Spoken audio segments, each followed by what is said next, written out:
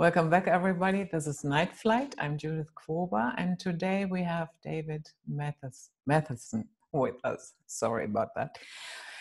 David is investigating star myth, ancient myth, sacred texts, and stories, and what they have to tell us. He has written 9 books. I'm very happy to have him here.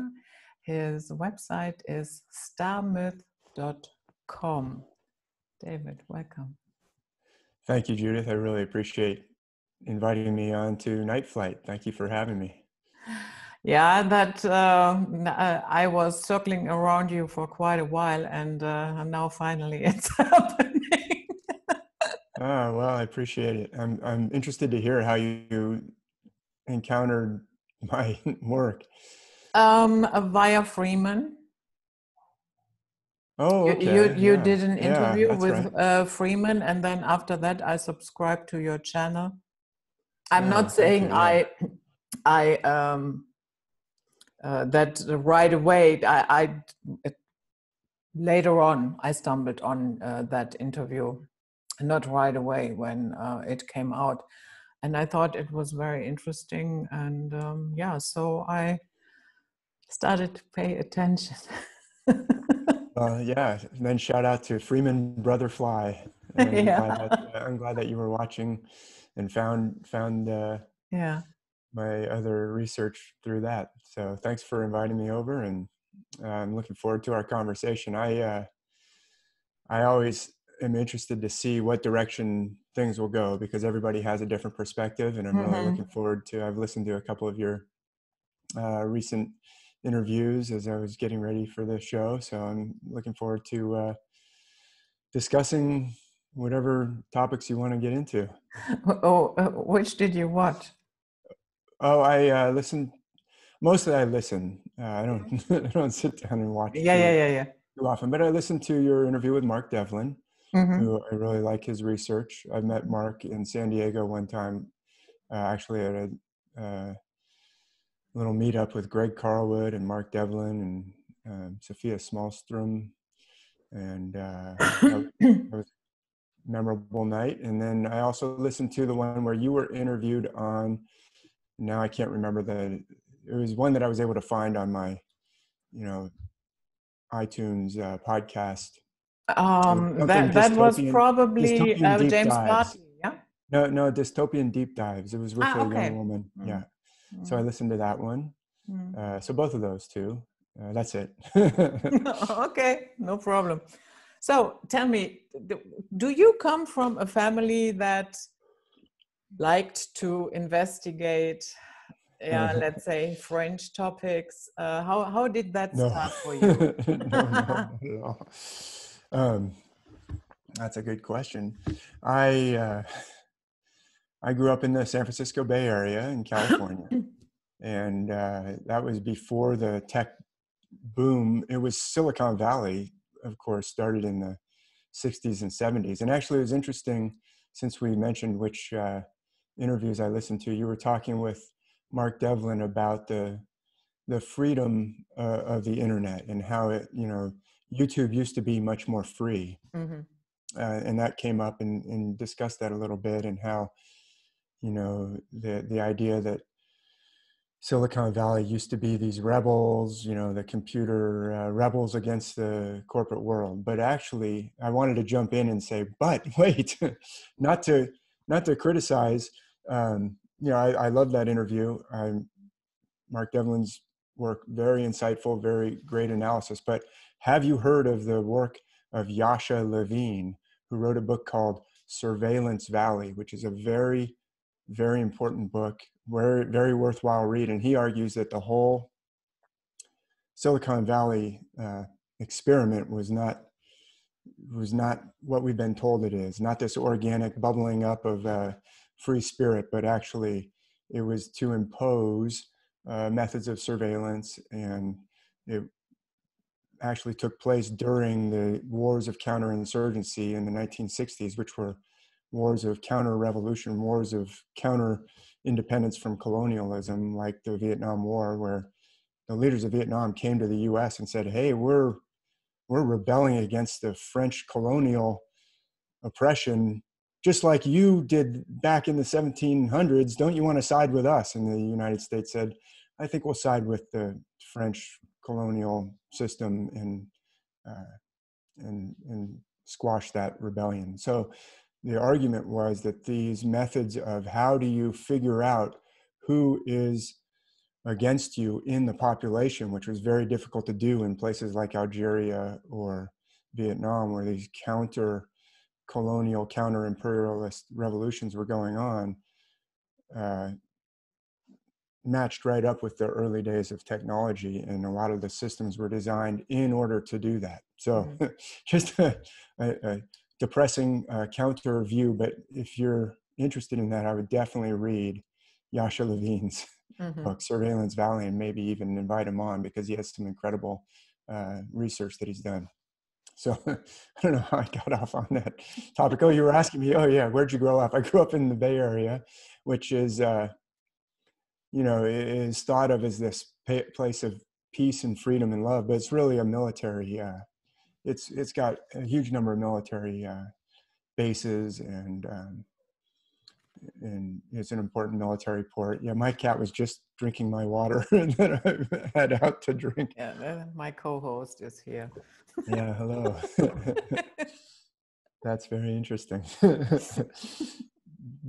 Because he looks just like my kitty too, but she's not going to show her face here.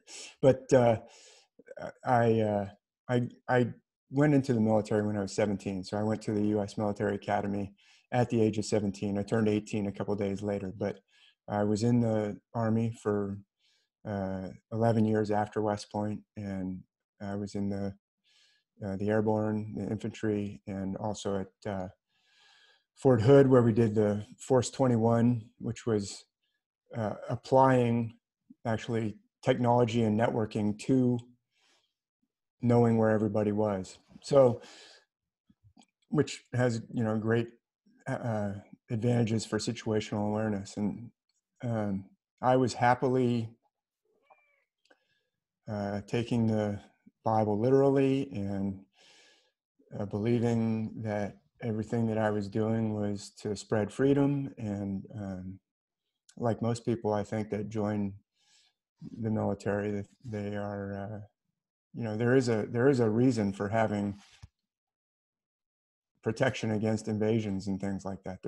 I don't deny that at all. But only later did I come into the understanding that the exploration of the myths. So I was always very interested in the myths, even when I was very young. I was interested in the myths. I was interested in the stars. When I was out in the Army, I was under the night sky a lot, not always sleeping. In fact, most of the time during the night, you're walking somewhere, 17 miles away. And that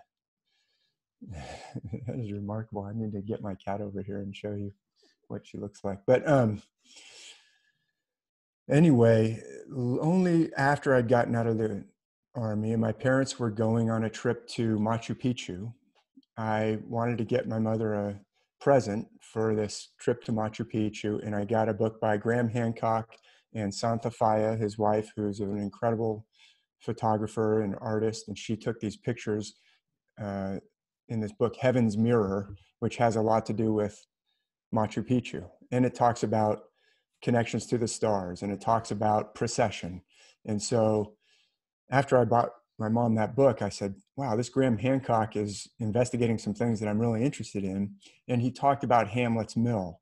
And so I read Hamlet's Mill. And like I said, I'd always been interested in the stars. In fact, I grew up looking at the stars. My dad would take me out to look at the stars. And I've always been interested in myth. In fact, I got to go back to West Point and teach literature at West Point, where one of the works that I had the opportunity to teach was the Odyssey. I got my Fagel's translation of the Odyssey right here. This is what we taught out of at West Point. And so I always loved the myths. I always loved the stars. And when I encountered in Hamlet's Mill this argument that the myths and the stars are connected somehow, that's what really set me off. And I became really obsessed with unraveling that, or finding those connections. And I joke that it's like in the movies where they have the they kind of have a main character who has a shed out back, and they're putting strings all over in the, you know, between the maps and the pictures and all these connections, and becoming really obsessed. That's kind of what I did between the myths and the stars, if that analogy makes any sense. Yeah. So did that also affect your religious belief in the long run? Yeah, not originally. So Mm. if you read Hamlet's Mill, and I always throw in a caution that Hamlet's Mill is very convoluted, and I'm very, I have a lot of admiration for what they discovered. They said, look, there's a connection here. There's this worldwide system, but they didn't always get the grammar right. They didn't always connect the myth to the stars in the right way, because they weren't availing themselves of some of the tools that were available, but they were kind of brand new. The ways of looking at the constellations that H.A. Rey published in 1952. H.A. Rey actually did come from Germany. He was living in Paris.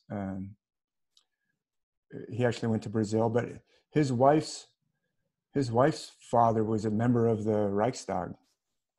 Anyway, H.A. Rey in 1952 published a way of looking at the stars that the authors of Hamlet's Mill obviously didn't use. And if they had, maybe it would have been slightly less confusing of a book. But anyway, your question was, did it change my religious faith? It did over time. But at first, when I was reading Hamlet's Mill and I said, oh, look, they're arguing a connection between the Greek myths and the constellations. Wow, that's fascinating. Oh, look, they're arguing a connection between this ancient Mesopotamian myth from Sumer and Babylon and the stars. Oh, that's fascinating. Oh, look, they're arguing a connection between this story in the Bible and the stars. I'm not too comfortable with that. They must be wrong about that. But the more I dug into it, so I actually wrote my first book. I was still taking the Bible literally, but I was looking at connections between the myths, everything but the Bible, and the stars. Then between my first book and my second book, as I dug deeper and kind of deciphered more and more of the system, I could no longer deny the fact that the Bible from first to last is based on this very same system. Mm. So it's like you were talking about in one of the interviews that I listened to, hey, we have to find common ground. Mm. This is the common ground between all the systems, the ancient systems, the ancient myths of ancient Greece, the Norse myths, which relate to the Northern Germany and Northern Europe myths, same system, based on the same celestial system of metaphor as the stories in the Bible, from the start of the Old Testament to the end of Revelation, all the gospel stories, the myths of ancient Mesopotamia, ancient Egypt, ancient India, ancient China, ancient Japan, the myths of the peoples across the Pacific Islands, which is the largest spread of a single culture that we've ever had on this planet that we know of, all the way from New Zealand or Aotearoa to Hawaii, huge distances. That's like the distance from like Lisbon to Moscow or something. I wrote about it in one of my books, how far it is. It's really far. It might even be from like New York to Moscow or something. It's very far, probably not New York to Moscow. But anyway, their myths are based on the same system. The myths in Australia can be shown to be based on the same system. The myths in Africa can be shown to be based on the same system. The myths in the Americas, the North American nations, the Maya, some of the ancient art at places like Tiwanaku and in the Inca and Maya areas are based on the same system. So that changed my whole belief system. As you can imagine, I had to come to grips with, I had to either say, okay, I'm not going to look at this and I'm going to,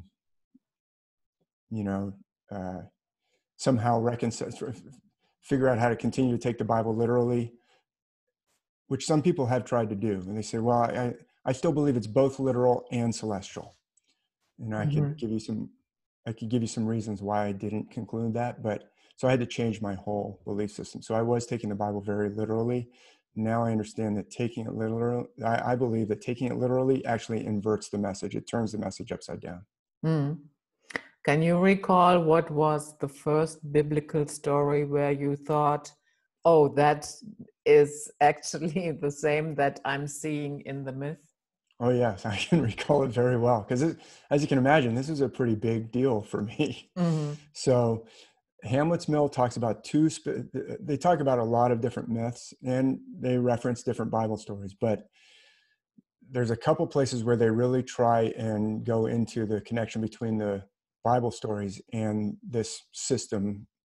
They note that it's a system that involves number, it involves calendar, weights and measures, it involves all kinds of things beyond just the stars, but it definitely also involves the stars. So they talk about the Samson myth, the story of Samson, and they talk about in one of the appendixes, they also talk about Revelation chapter 9, and they reference actually a German philologist. Back in the 1800s, they called it philology, was kind of, there's no departments of philology anymore that I know of. Maybe there are, but anyway, the Samson myth, they were talking about how he takes the jawbone of an ass, the jawbone of a wild donkey, and slays 1,000 of his enemies. And they said, well, that's certainly an unusual choice, but it's actually celestial. And they argued that it has to do with the V-shaped Hyades, which is in the constellation of, you probably know, Taurus. It's the jawbone of the bull. And if you think about a bull has long horns, there's two stars that are far away from the jawbone that are usually envisioned as the horns of the bull. But sometimes in myth, I have found those two long horns are actually envisioned as the two long ears of an ass, or a wild donkey that has long ears. So there are myths where there is a figure riding on a donkey or on an ass. There are stories in the Bible where Balaam is riding on the back of a donkey, and it's called the story of Balaam's ass. At least in English, that's how it used to be called in the King James Version. More recently, they don't say that anymore but I never, I was a biblical literalist for 20 years, and I never heard anyone preach on Balaam and his talking donkey, because that's a tough story to talk about literally, but it's based on the stars. I can show that it's based on the stars. So anyway, it was a story of Samson that really, when I started to dig into, they had that explanation. Then I started to dig into the story itself, where he goes down to meet a woman in Timnath, and on the way he encounters a young lion, and the lion roars against him, and he slays the lion with his bare hands. And we have that in myth a lot. Hercules, or Heracles, of course, has to slay the Nemean lion with his bare hands. But anyway, Samson slays the lion with his bare hands. Then he goes and sees the woman, and she pleases him well. And then he goes back and tells his parents, hey, I met a woman, she pleases me well. And they said, well, what's the matter? Can't you find a woman out of your own, people? That she's from our enemies. But he said, no, I want to marry her. And so after a time, he returns and he turns aside to see what happened to the lion. And the lion's carcass has a swarm of bees and honey have made their hive there. And he takes some honey out and eats it. And the way it's taught is, well, he wasn't supposed to do that. He had a Nazirite vow since he was born. He was never supposed to cut his hair, never supposed to shave his face, never supposed to touch a corpse of any kind. And so he took honey out of a dead animal and ate it. That was a violation of that. But as I looked at that pattern of going down to see a woman, if you think about the zodiac wheel, Hamlet's Mill, they don't talk about this part, but I dig in further and further, they said, they talk about the Samson story as being a tissue of absurdities. And that really rubbed me the wrong way, because I was taking it literally. And they said, well, if he was a judge, he's in the book of Judges. They said he wasn't exactly, an honor to the bench as a judge, because he's always going around slaying people and meeting different women, and they called him like an unguided missile. And so I wanted to show, no, this is actually, it's also literal. But the more I looked at the story, the more I realized it was celestial. So if you go from the zodiac wheel, from the very top of the wheel, between where the summer solstice happens is, at least in the age of Aries, you probably know, is in between. It's right at the end of the section of Gemini and the beginning of Cancer. That's the top of the wheel for the age of Aries. I don't have a picture of the zodiac wheel. I could pull one up, but as you go down from Cancer, the next thing you encounter is actually what comes after Cancer. I know you're very familiar with it. Leo, the lion. And after Leo, Virgo, the virgin. So he's coming down to see a woman. It says very clearly in the text, down, he went down to see this woman of the Philistines who pleased him well, a virgin. But on the way, he encounters a lion. He slays the lion. Then after a time, after we go around the circle, he comes back and he finds honey coming out of the mouth of the lion. Well, actually, the constellation Cancer is right in front of the mouth of Leo. The sun goes through Cancer before Leo, right? In our yearly progression. But the constellation Cancer, if you look at it closely, it has this beautiful cluster of stars right in the forehead. It's almost like the pineal gland of the whole zodiac. That cluster is called Messier object number 44. There was or Messier. So it's sometimes called M44, but its name, even since antiquity, was the beehive cluster. So the bees, the swarm of bees, is right in front of the mouth of Leo. So the authors of Hamlet's Mill don't go into that detail, but when I started to dig into it and see it's obviously encoding the motions of the cycles of the heavens. And actually right after that, he poses a riddle so he gets married to the young woman that pleased him well. That's not Delilah. Delilah is a later affair of Samson. He has lots of romantic affairs in the story too. But he has a big wedding feast, and he puts a riddle to everybody and says, out of the mouth of the eater came something to eat. Out of the strong lion came something to eat, or something like that. I'm not quoting it exactly right, but he says, who can tell me the meaning of this riddle? Well, the riddle is that I took honey out of the mouth of a lion, but nobody could figure out the riddle. But it's almost like the text itself is saying, here's a riddle. Can you figure it out? A story isn't just a literal story of a man who's so strong that he can, bring down buildings. It's actually a riddle. It's not a riddle, but they're challenging you. Hey, can you think outside of the box a little bit? Can you look at this in a different perspective? It's almost like the text itself is asking us. So that story, the Samson story, which is in Hamlet's Mill, and then they also talk about Revelation 9, and I've written about this in blog posts and different books. Revelation 9, there was I think his last name was Boll, B-O-L-L, this philologist that I referenced, and he talks about, well, this must be celestial, this bottomless pit, and the scorpion men that would have stingers in their tails and crowns on their heads. And some people have said, oh, that must be helicopters in the black helicopters of the United Nations. That's what that is. No, it's celestial. But some people have said, oh, this is the book of Revelation is telling us about the apocalypse, the end times. There's going to be helicopters, and the prophet saw into the future and saw helicopters, and that's what he talked about, is men riding around in things with scorpion tails. It's actually celestial. It's not looking into the future and seeing helicopters. But that and Samson together basically kept working in my brain. And then as I just went further and further, everywhere you look in the scriptures from first to last is based on the stars. So I had to change. Do you have any idea why these people wrote it in that way, that it could also be understood as a literal story?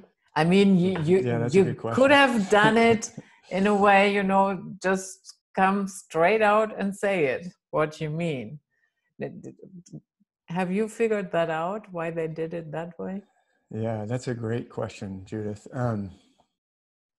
There's a lot of possibilities. I don't think anyone that you ask that question to can tell you for sure. There's a lot of people, even in independent media, who are so sure. They'll tell you, oh, well, this is because of, ancient aliens or whatever.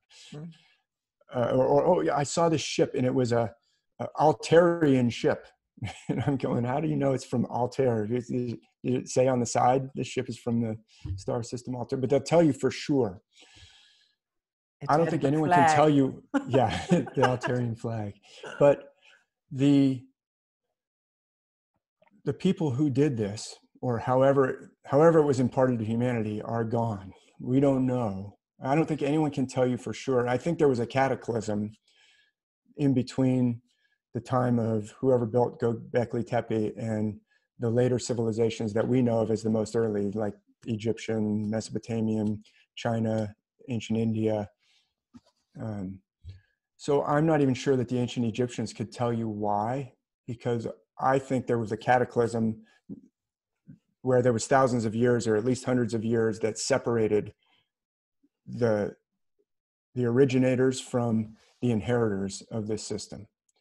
But I do have some possibilities that I would float out there. For one thing, I use the metaphor of the Karate Kid. Why did Mr. Miyagi tell Daniel-san, now you have to wax the car, now you have to paint the fence?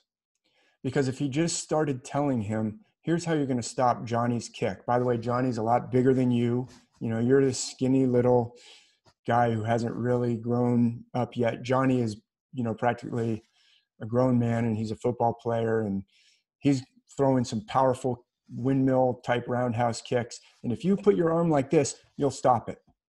And Daniel would say, first of all, Daniel is full of doubts. His mind would start saying, okay, wait, will that really work? Okay, there's a part of our mind that is doubting. By doing it the way that Mr. Miyagi did it, it's esoteric. It bypasses that doubting part of the mind and goes right to the heart. Schwaller de Lubitsch talks about this. If you're familiar with R.A. Schwaller de Lubitsch, he was Alsatian. He was Alsatian.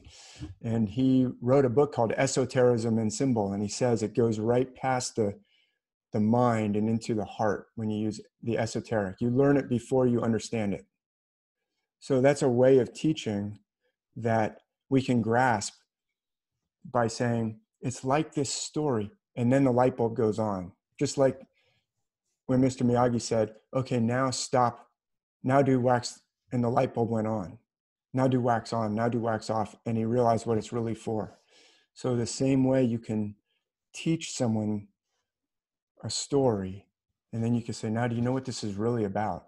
This is actually about something that your mind would choke on it. All your doubts would choke on it. So that's one possible reason. Another possible reason is so it doesn't get forgotten. It's very memorable. The Greek myths, even if you don't realize that they're connected to the stars, are fascinating. Sometimes they're very bizarre, but they have fascinated people for thousands of years, even without people making connections to celestial and esoteric aspects of them, right?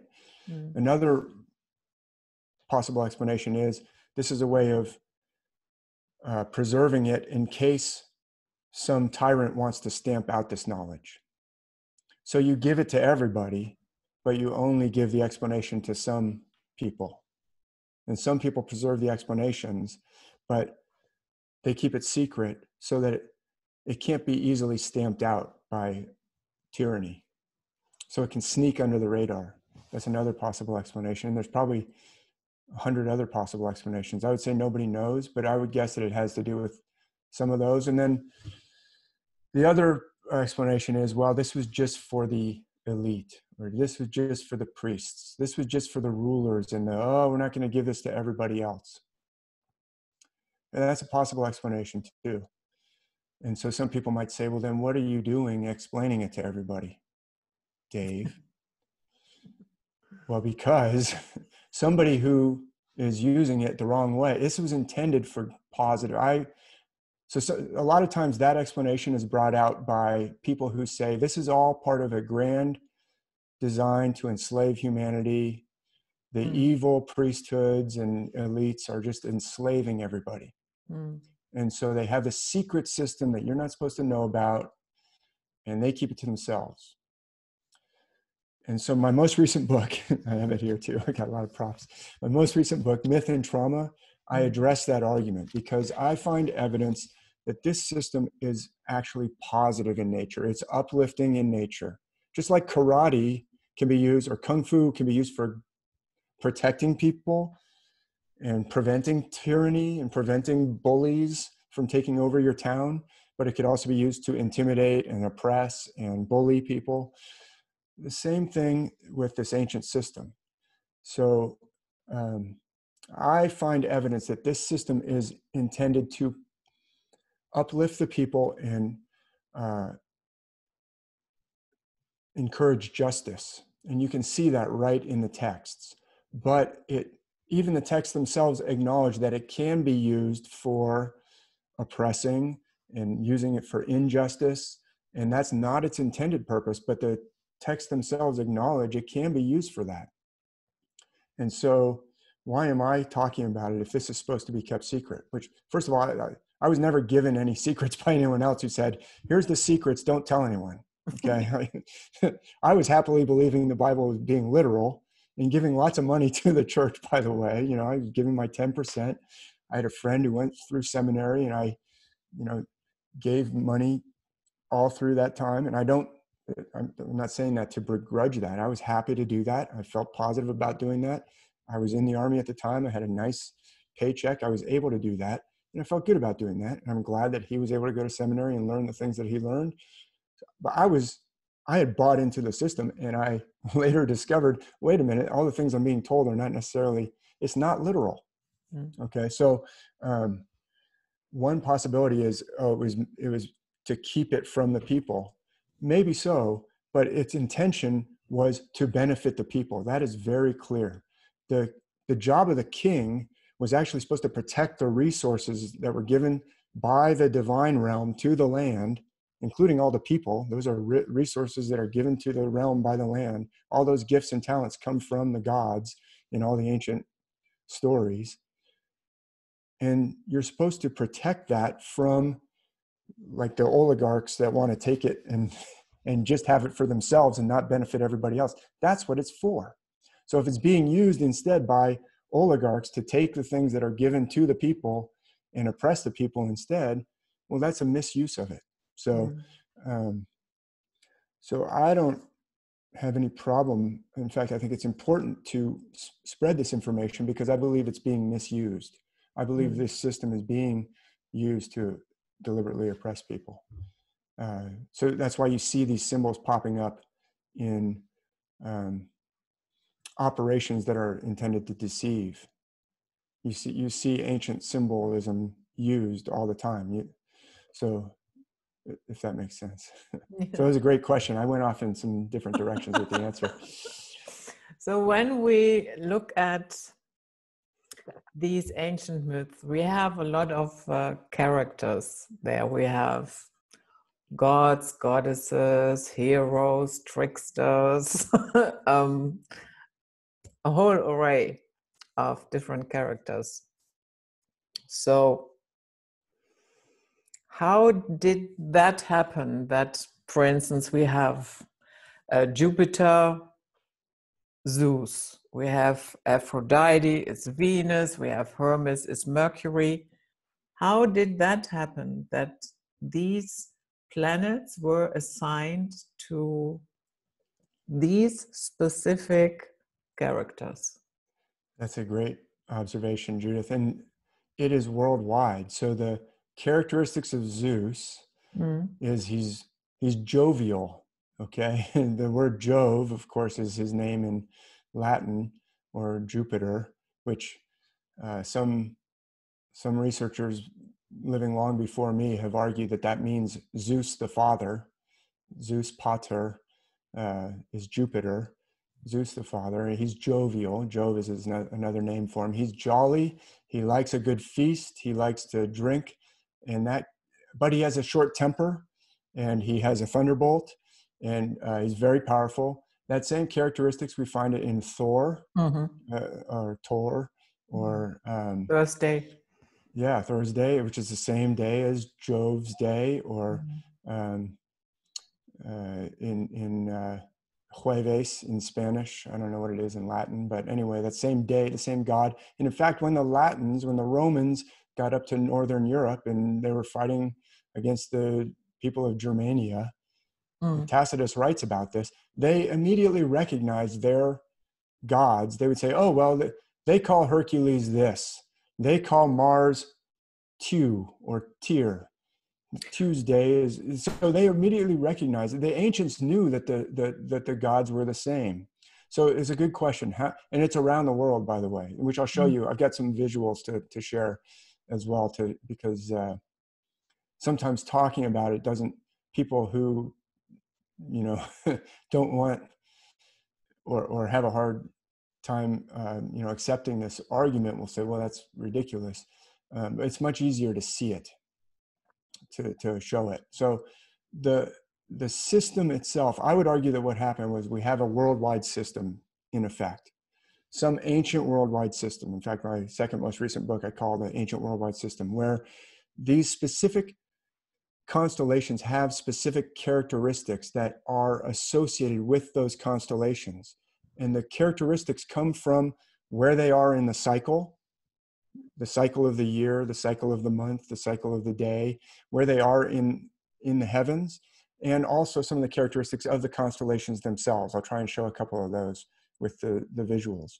So the characteristics of Thor is the same constellation as Zeus, and Thor has the same characteristics. He's very strong.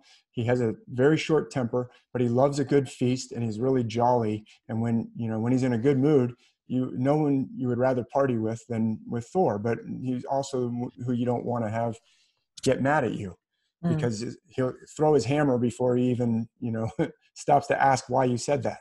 So it's the same characteristic around the world. The same deity that's associated with that constellation will usually have a thunderbolt weapon and be associated with the wind and the storm and the rain and the thunder and the lightning. And that's around the world, including in the Maya of Central America.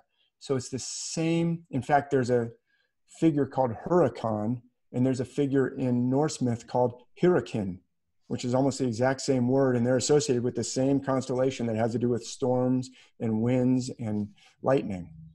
The same constellation that is Zeus, and the same constellation as Jupiter.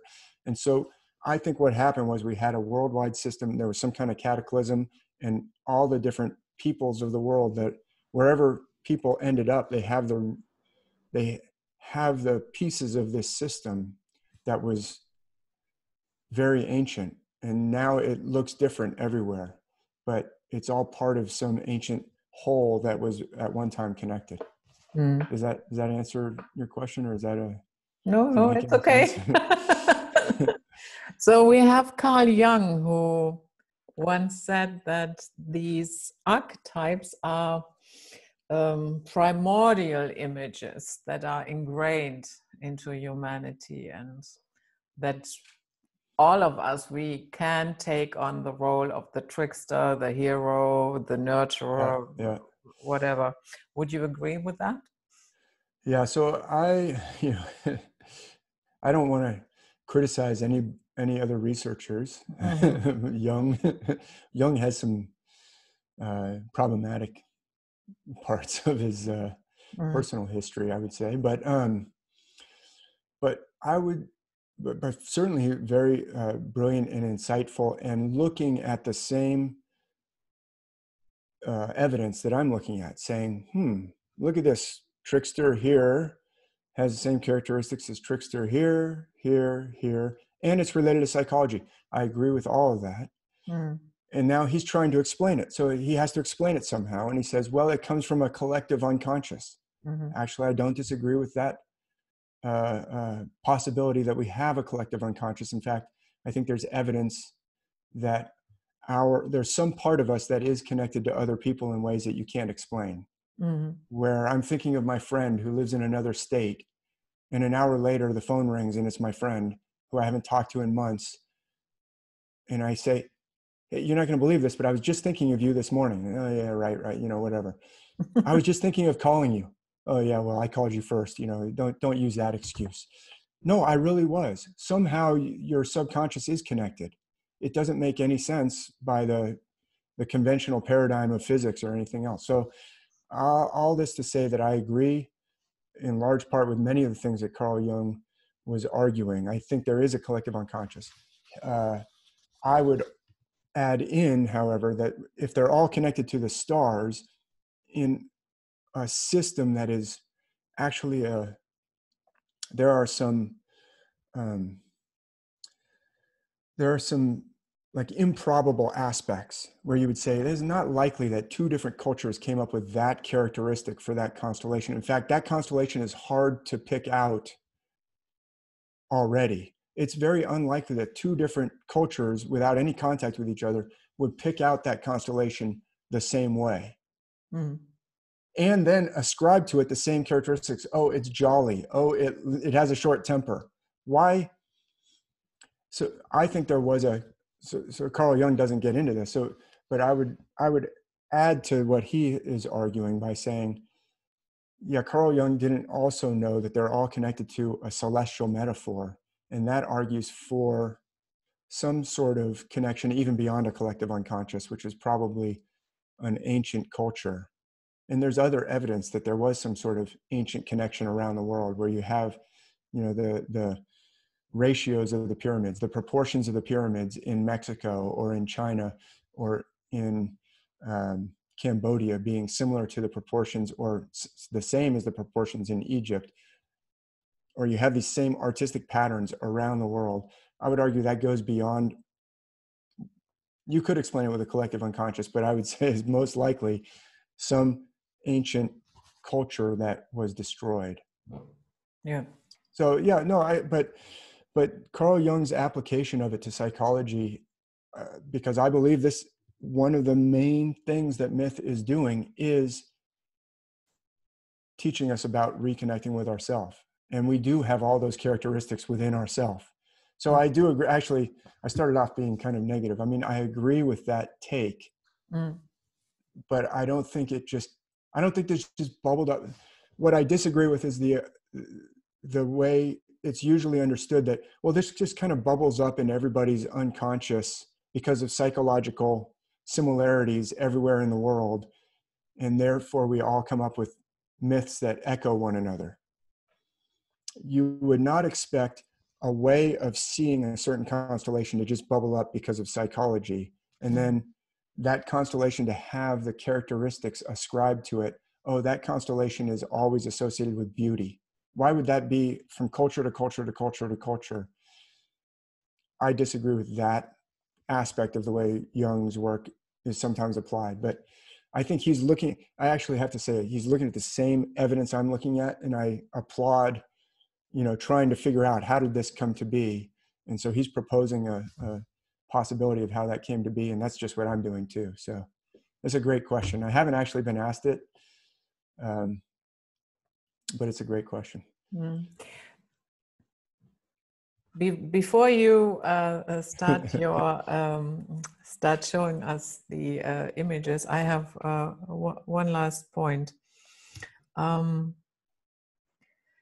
In the creation of a deity, would you say that what we are doing there is tapping into some pre-existing archetypal energies, and by let's say worshiping it and giving it energy, and time also probably plays a role there?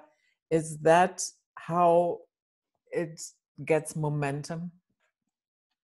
Yeah, really interesting question, and really good question. And it doesn't have to be your final question, because while I'm going through my presentation, you have lots more questions. Yeah, that's a great question. Because I heard you in one of the 2 interviews that I listened to say, as for the gods, what did you say? Fuck them all. That's what you said. I wasn't going to repeat it. Yeah. Because I don't say that. Because I think they work their way out through people. Mm-hmm. Okay. And does that mean that they're always benevolent? No. Do we have parts inside of us that are always benevolent? Or do we have aspects of us that are always unicorns and rainbows, or are there other aspects inside of us that are not all unicorns and rainbows? Yes.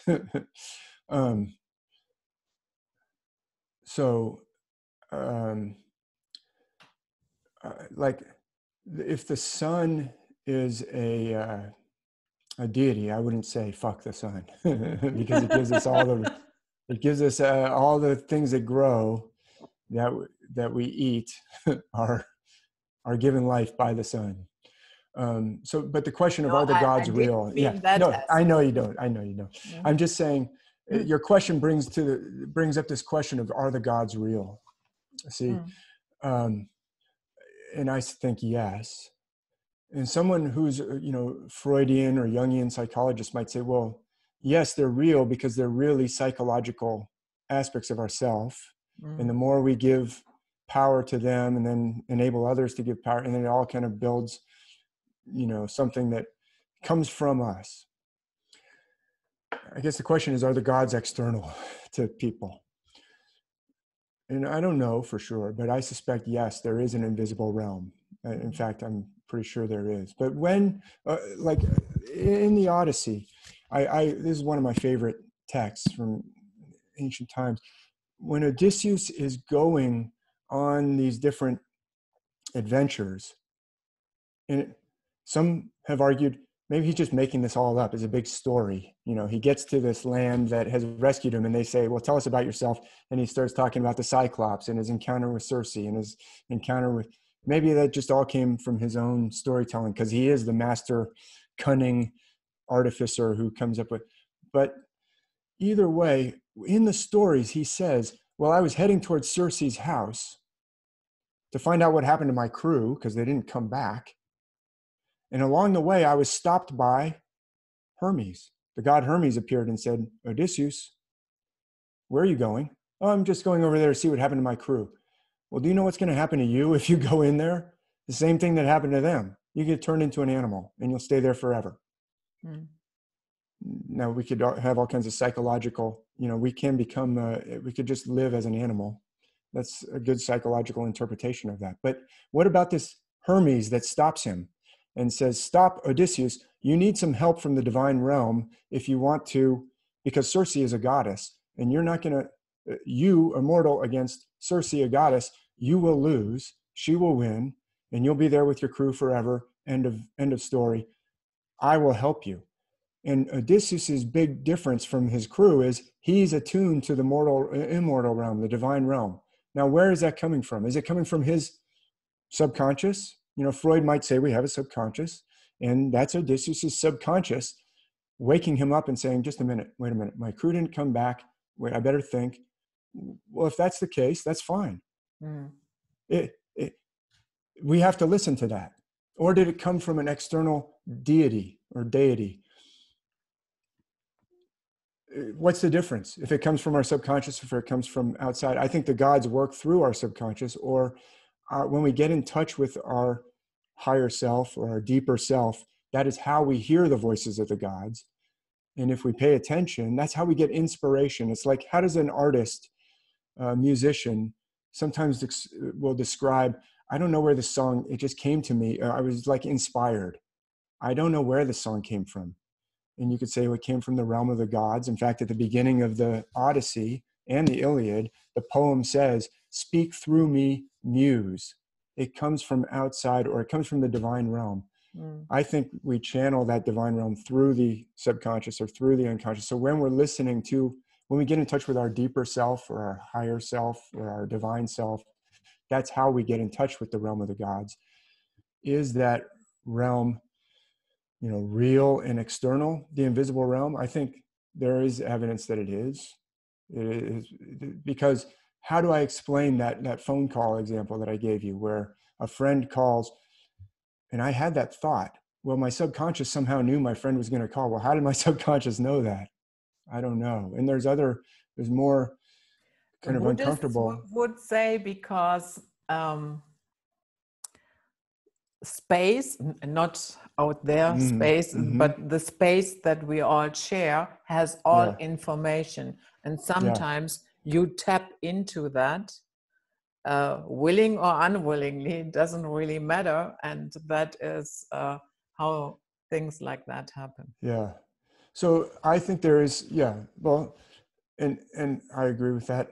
I agree with what you said as Yeah. well. And so your question of, well, does worshiping gods, like when Odysseus shows up in Pylos, or Telemachus, his son, shows up in Pylos, everyone's on the beach sacrificing bulls to Poseidon.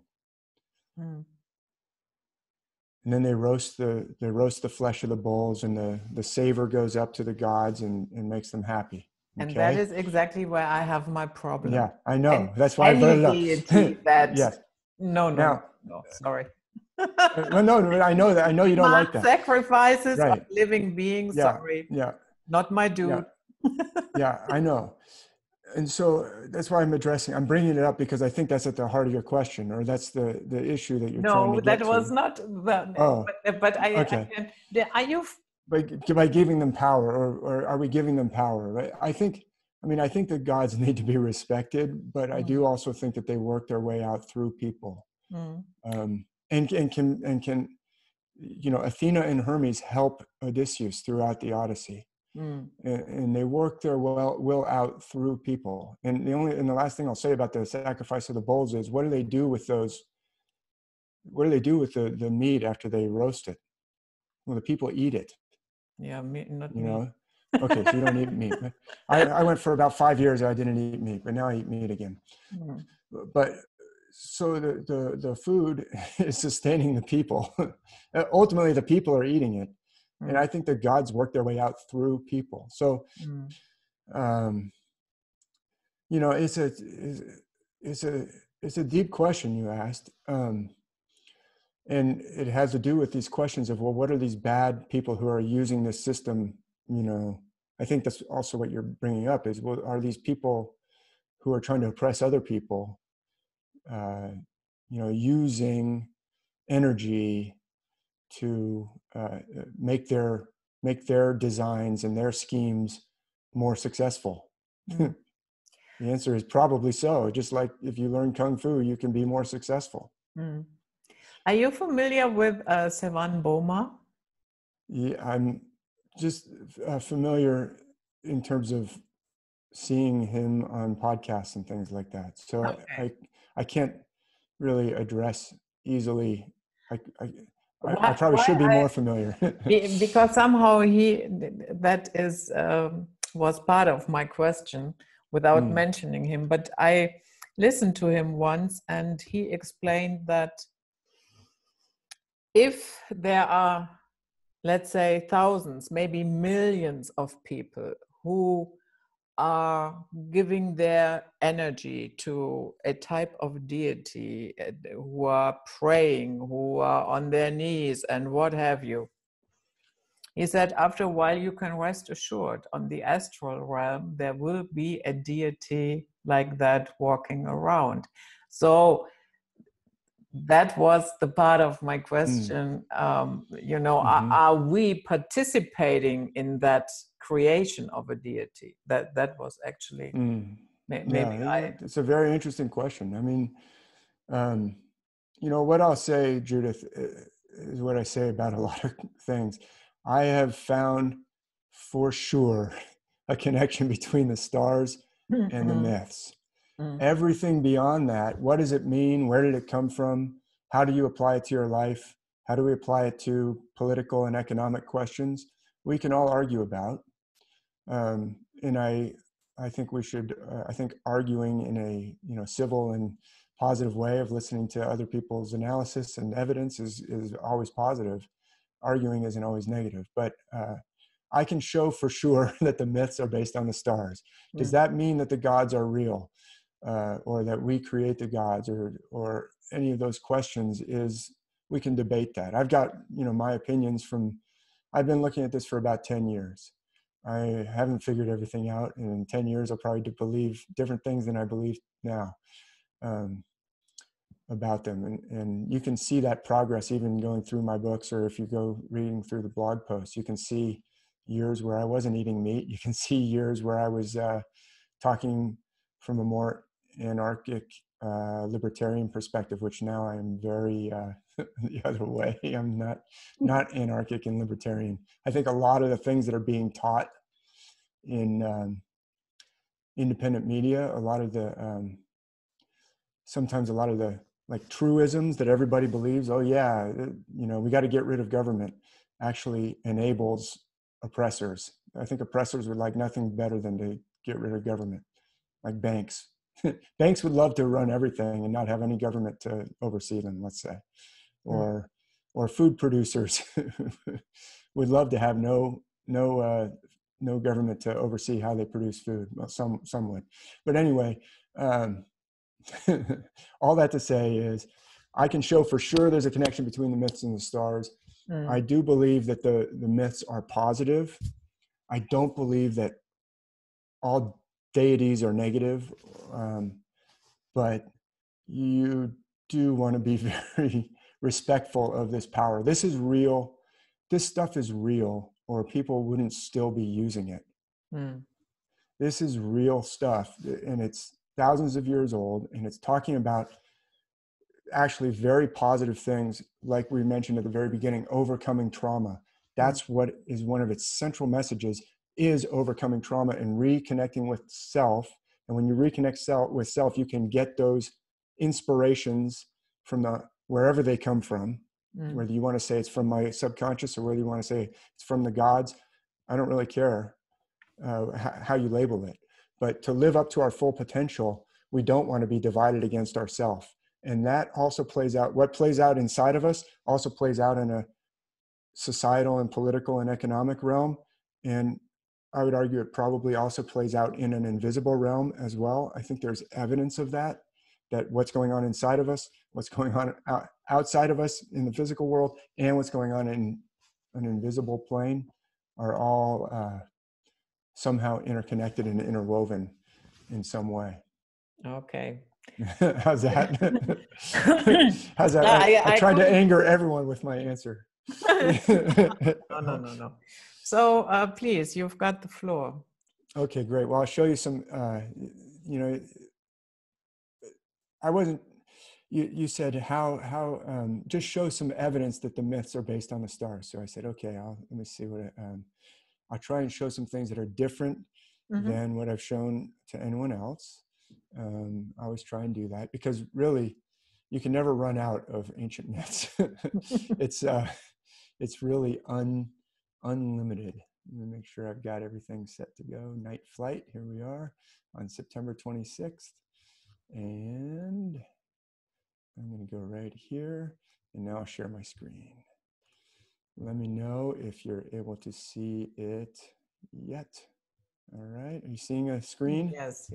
All right, now, so I'll move my little...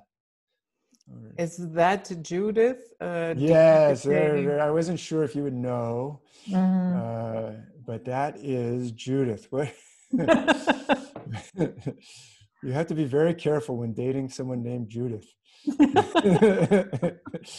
Not to drink too much. Whoops, I flashed ahead, but here's another one of Judith. That one was from Caravaggio. This one is from Artemisia Gentileschi, or Gentileschi, both from roughly the same time period. But Artemisia is a woman. Look at that. She is more graphic than Caravaggio. And look at that energy that's going. Look, Caravaggio is like, hardly looks like she's using any effort at all. Here it's Judith and her maid. So people who aren't familiar with this story,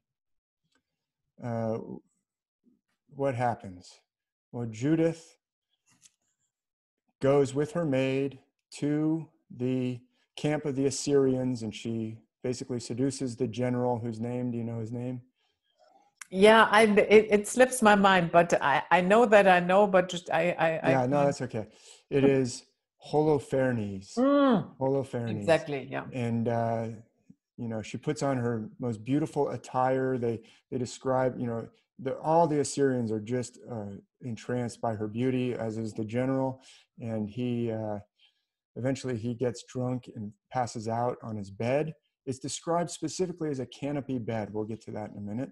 But well, she takes the opportunity while he's passed out to accomplish the mission that she came for, which was to take his sword. The text specifies it's his sword, and cut off his head and put it into the food bag belonging to the maid, and then they go out. Mm. So here's one more. This is a fairly famous one. Have you seen this one by Gustav Klimt? Mm-hmm. Yeah, that is, he's Austrian, pretty sure. And that is Judith and Holofernes. You can see up there at the top, I put some outline around it so you could see Judith. And you can see, if you look closely in the painting by Klimt, that she's got his head there in the lower right-hand corner as you look at the screen. And she's wearing her best attire to seduce Holofernes. And now let's take a look at the text. So this isn't really a story that I've ever talked about before, and it's not really one that I was super familiar with. I never heard it talked about in church because the Protestant canon does not include the book of Judith. Mm. Catholic does. So I don't know if you knew about this story from a young age or if your parents told you about it. Yeah, my teacher, he was always fascinated with my name when he taught religion, and yeah, so he always mentioned it.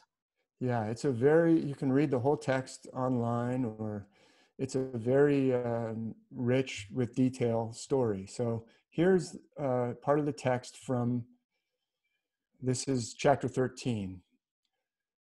So Judith was left alone, you can see up top, and starting in verse 2, with Holofernes, who lay sprawled on his bed, for he was drunk with wine. She'd ordered her maidservant to stand outside. Oh, and during this whole deception, while she was staying in the camp of the Assyrians, each night she said, "Listen, I need to go out to pray." And each night she would go out to the nearby pool or spring and bathe herself, because she has to cleanse herself from being in contact with the Assyrians. So she goes and bathes each night. So that's what's being referenced there in verse 3, where it says, she would be going out for her prayer. Every night she would go out to pray and also to perform her purification ritual in the river. So then down in verse 6 of chapter 13, she went to the bedpost near the head of Holofernes, and taking his sword, specifies his sword, she drew close to the bed, grasped the hair of his head, which we saw in that graphic paintings from the 1600s, and said a prayer.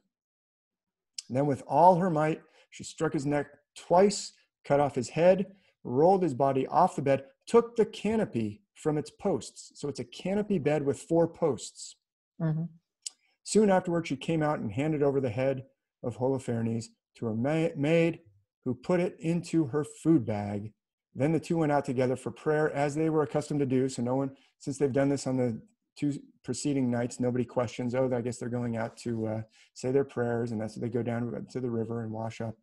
And these are all celestial clues. So when I looked at this in preparation, I said, well, Judith asked, what could we talk about that shows that the scriptures are based on the stars? I said, how about the story of Judith? Well, let me take a look, see if there's anything. Oh, it's covered with, I haven't looked at this since seeing the connection between the myths and the stars, but as soon as I looked at it, I realized these patterns show up in myths around the world. So first of all, she cuts off his head using his own sword. Can you think of any other biblical stories where a main character cuts off the head of an opponent using the opponent's gigantic sword?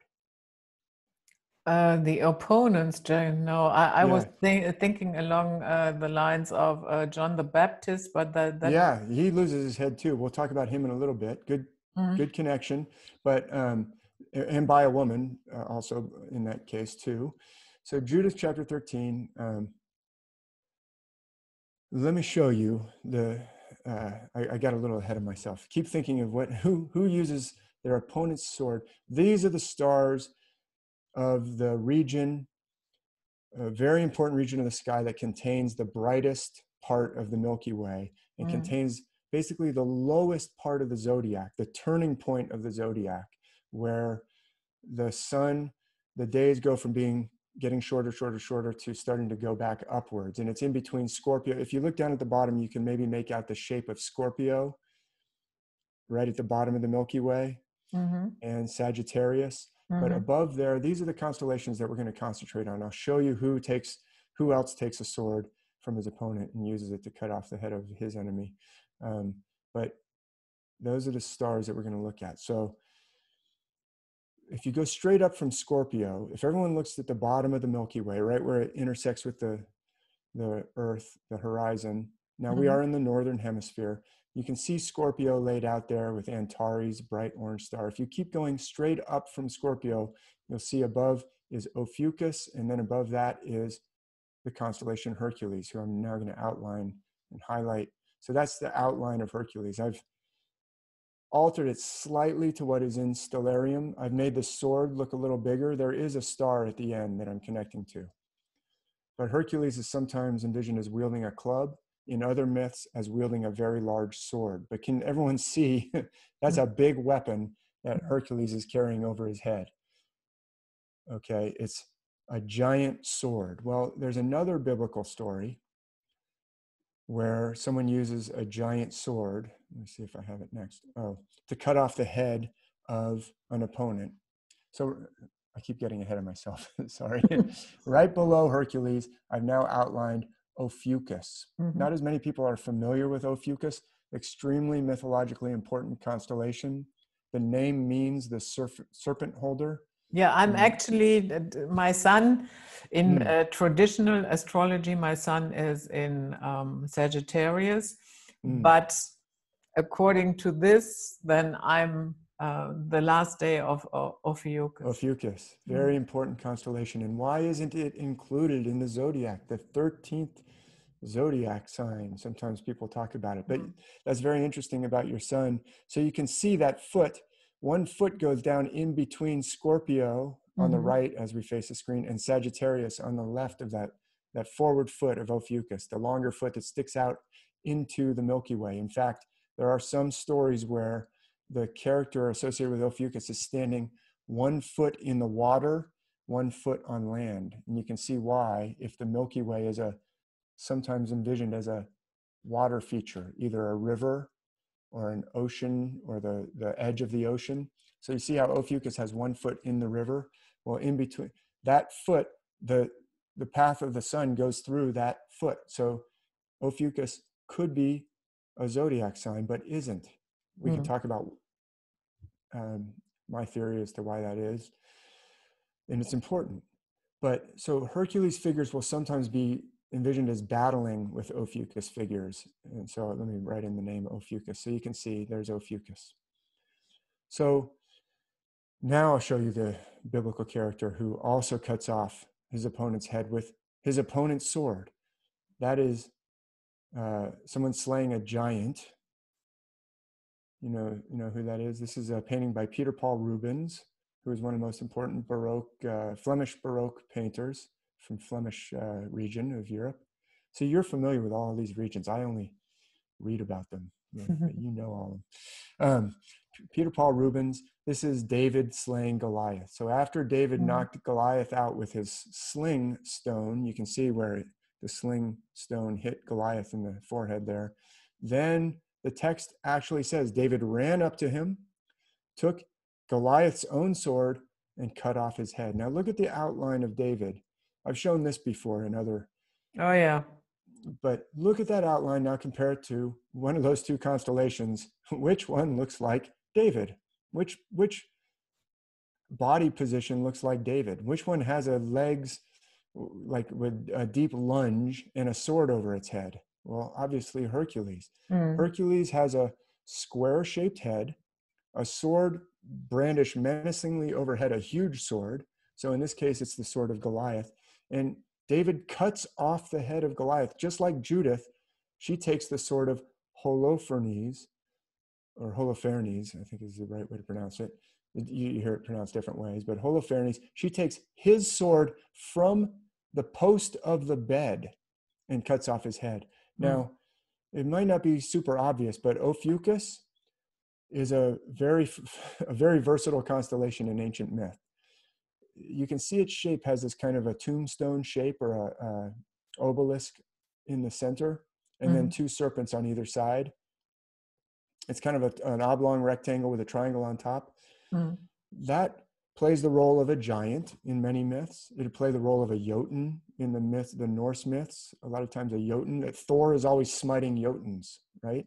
Well, that's because Thor is associated with Hercules, and Jotuns are often associated with Ophiuchus. It's a giant constellation in the sky, but it also looks like a doorway. Can you see how Ophiuchus looks like a doorway? A portal? Sometimes it's the gates of the underworld are played by the constellation Ophiuchus. And sometimes there's trees on either side of the gates. So that serpent on either side of the central figure can become vines, can become lotuses, can become all kinds of snakes. And sometimes, you just have to take my word for it, but I prove it in some of my books, Ophiuchus plays a role of a bed. In fact, in the Odyssey, Ophiuchus plays the role of a bed more than once. There's this famous scene where the bard is telling the story of the seduction of Venus or Aphrodite by Mars or Ares. So the love story of Ares and Aphrodite is told in verse inside of the Odyssey, and they get trapped in the bed by a cunning net that comes down on top of them. That bed is Ophiuchus. And same thing in the Odyssey, there's a very important scene at the end with a bed. That bed is associated with Ophiuchus. And in the story of Judith, she takes the sword from the post of the bed, and she cuts off his head, and then she takes the canopy of the bed. Well, Ophiuchus figures in myth will sometimes have a canopy over their head. I show this when I'm talking about the myths of ancient India in one of my books. There are like umbrellas above the heads of certain figures. Like Krishna will often have an umbrella or a canopy over his head. Or sometimes when they're riding around in their battle chariots, they'll have a canopy over the top of it because they're associated with Ophiuchus. So if you've looked at these star myth connections as much as now I have, you immediately recognize if you have a canopy bed, it's a good chance we're talking about Ophiuchus, and especially if someone's head's getting cut off with their own sword. That's probably Hercules and Ophiuchus. And that's what's going on in this myth, but there's still more clues to confirm that this interpretation is not something I'm just making up. So let's continue a little bit. Oh, well, we can see that the painter, Peter Paul Rubens, has placed the foot of David on the head or on the temple of Goliath. And look at where the foot of Hercules is next to Ophiuchus. And by the way, Ophiuchus figures often have a spear, a spear. Goliath is described as having a spear. Ophiuchus figures often have a spear because those two side features on either side of the central body can sometimes be envisioned as a spear. We'll see that a little bit later. But I am quite confident that David and Goliath is associated with Hercules and Ophiuchus. And I'm also quite confident that Judith and Holofernes is associated with the same region of the sky. So let me show another constellation here. So this is from Judith chapter 12. Oh no, this is still 13. So sorry, I should practice this before I go so I don't have any unsmoothness in my delivery, but she put it into a bag carried by her maid. Okay. Now I've highlighted another constellation. I got a little ahead of myself, but this is another celestial clue. There's a lot of myths where a head gets put into a bag. And in this case, the bag is carried by the maid. It's actually said in the text that it's a food bag. Do you know what constellation that is? Since you know astrology, you'll be able to figure it out just by no. looking at. That's okay. What? That's okay. So if you look at Scorpio, that's under the feet of Ophiuchus, right? To the left of that is Sagittarius with the bow. To the left of that is Capricorn with the little goat horns. So after Capricorn comes Aquarius. So Yeah. there's Aquarius. So the sun takes that path through Scorpio, then through the foot of Ophiuchus, then through Sagittarius, then through Capricorn, and then gets to Aquarius, you see there.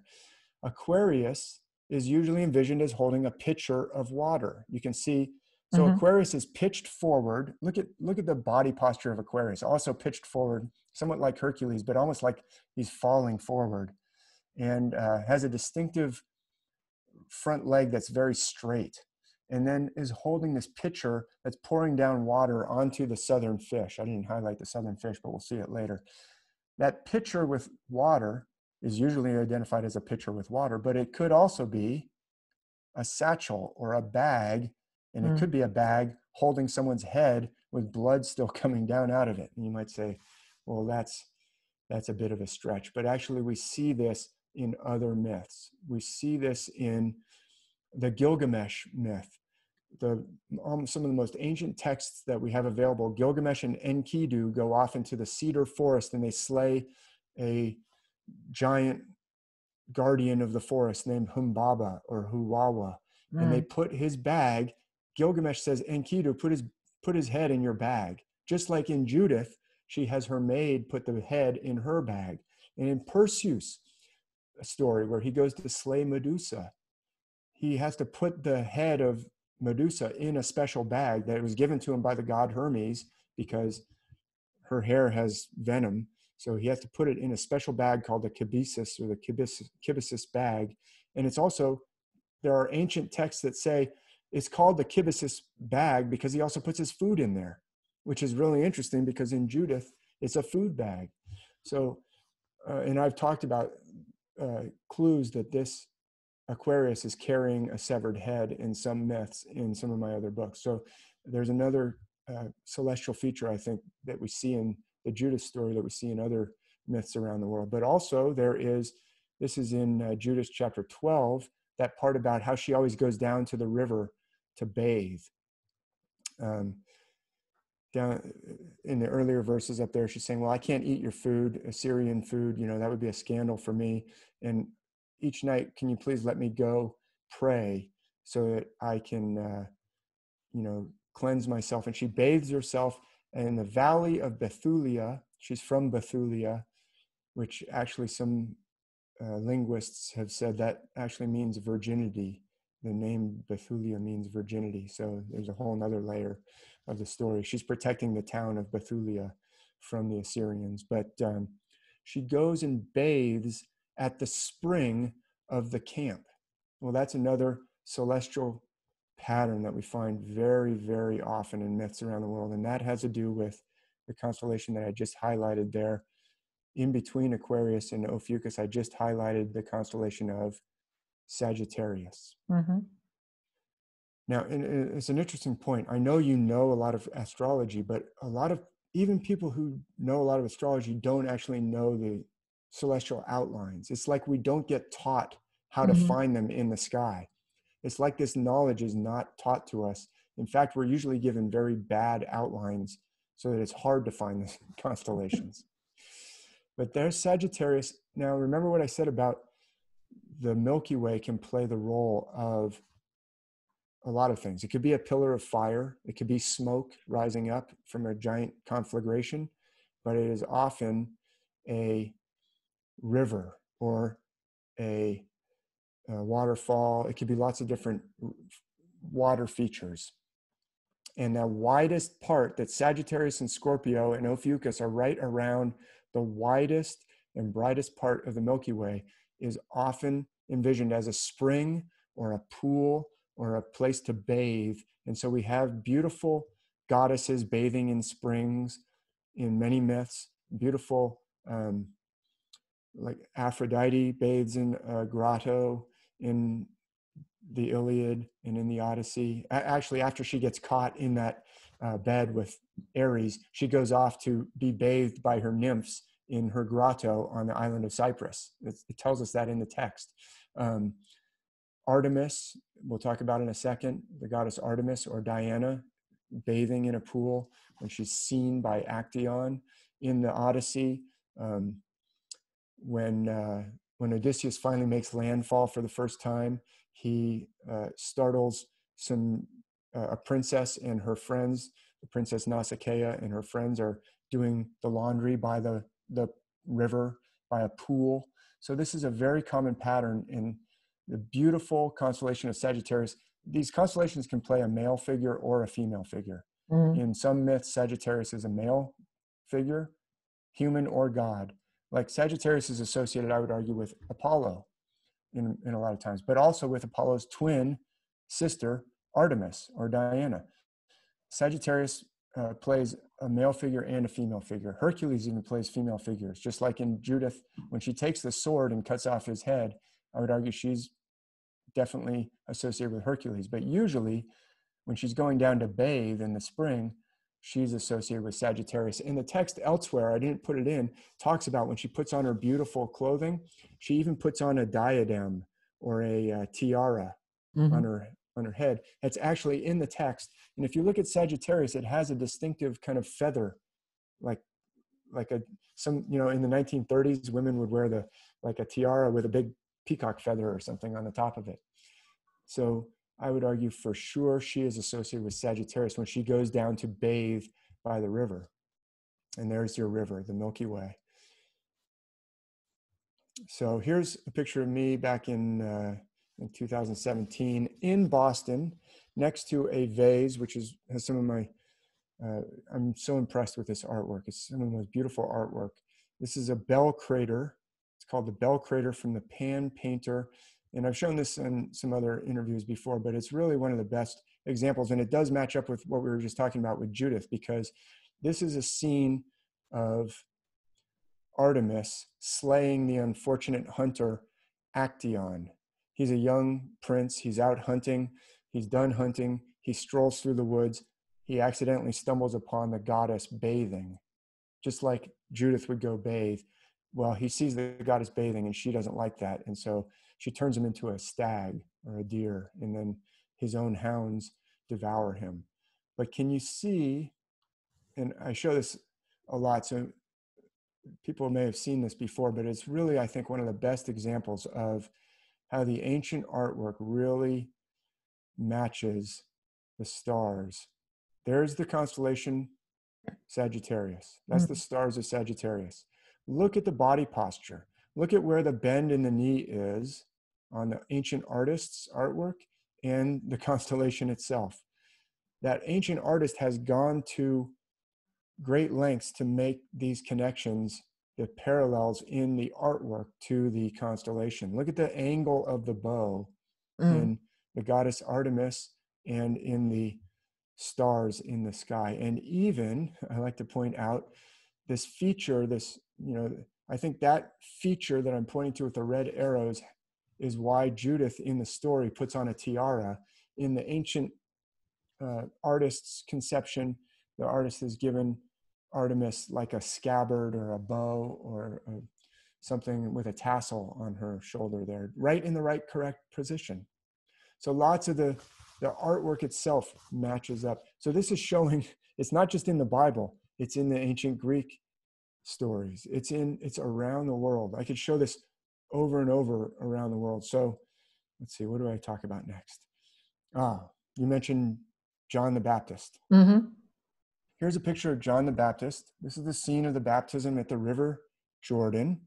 And there's a picture, if you can see it down there. And the people who are listening, it probably is easier to look at this on a desktop screen rather than on your mobile device screen. Maybe put it on your big screen if you're able to put it on your big screen to really see the stars. But who would you think, if you had to guess a constellation who might be someone who dips water on people or puts droplets of water on other people? Aquarius. Aquarius. And look at the outline of John the Baptist. And there's Aquarius again. So leaning forward at that angle, holding, you can see John in the painting is holding his little dipper of water over the head of Jesus in this painting, just in the same posture as John the Baptist. And look, John the Baptist is pouring out, or Aquarius is pouring out water over the constellation of, it's called Pisces Austrinus, or Astrinus, Pisces Astrinus, the southern fish. And look at the hand gesture of Jesus there. It's almost like a fish. Now that is a mudra. That's the Anjali mudra. It's a mudra of recognizing divinity in yourself and in others. And this is the passage in the Bible where the divinity of Jesus is recognized. I would argue that has to do with the divine self, the higher self that we all have. This has to do with recognizing the divinity in each person that you meet.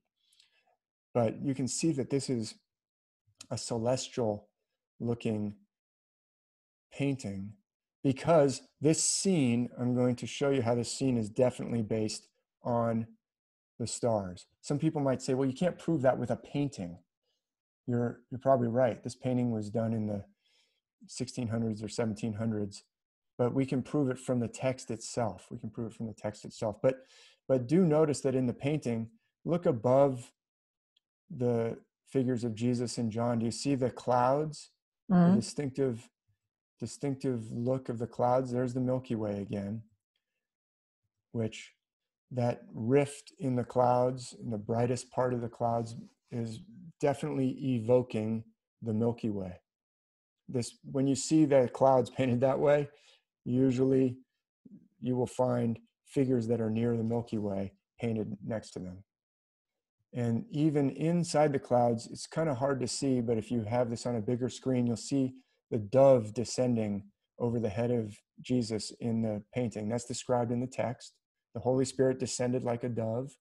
There is a figure that's flying downwards in the Milky Way. Right there, I've outlined it. If you look at the top of the screen, that is the constellation of Cygnus, the swan. I know you love swans. I see swans in your YouTube channel videos. You have some swans near you, but that's the constellation of Cygnus, the swan, a very graceful, beautiful, large constellation that's flying down the Milky Way. For those of us in the northern hemisphere, when you're in the southern hemisphere, everything is inverted, which I did notice when I went to New Zealand. So I'm quite positive the earth is not flat, even though some people tell you the earth is flat. I hope I'm not upsetting too many listeners when I tell you that I'm quite confident that the earth is not flat. I have looked at the arguments, but there are some parts of the text that talk about celestial features. For instance, in the baptism scene of Jesus, he says, "Behold the Lamb of God." So I want to direct your attention to the constellations. What constellation do you think might be a lamb? Aries. Aries, right. And there I just outlined Aries right there. That's the constellation of Aries, because after Aquarius comes Pisces. Pisces is that V-shaped constellation in between Aquarius and Aries. And then comes Aries, and then that's Taurus to the left of Aries. But Aquarius is looking directly at Aries. The way the constellation is in the heavens is looking at Aries. So this is more confirmation that John the Baptist is associated with Aquarius. And the text itself says John is the one who sees Jesus coming to him and says, "Behold the Lamb of God, which taketh away the sin of the world." That is seen in the stars. And there's even more parts of the text that proves that we're talking about this part of the sky. I've shifted from Judith. I'm just showing more examples that the world's myths are based on the stars, including those in the Bible. He also says, this is a quote from Matthew chapter 3, "But he that cometh after me is mightier than I." This is John speaking.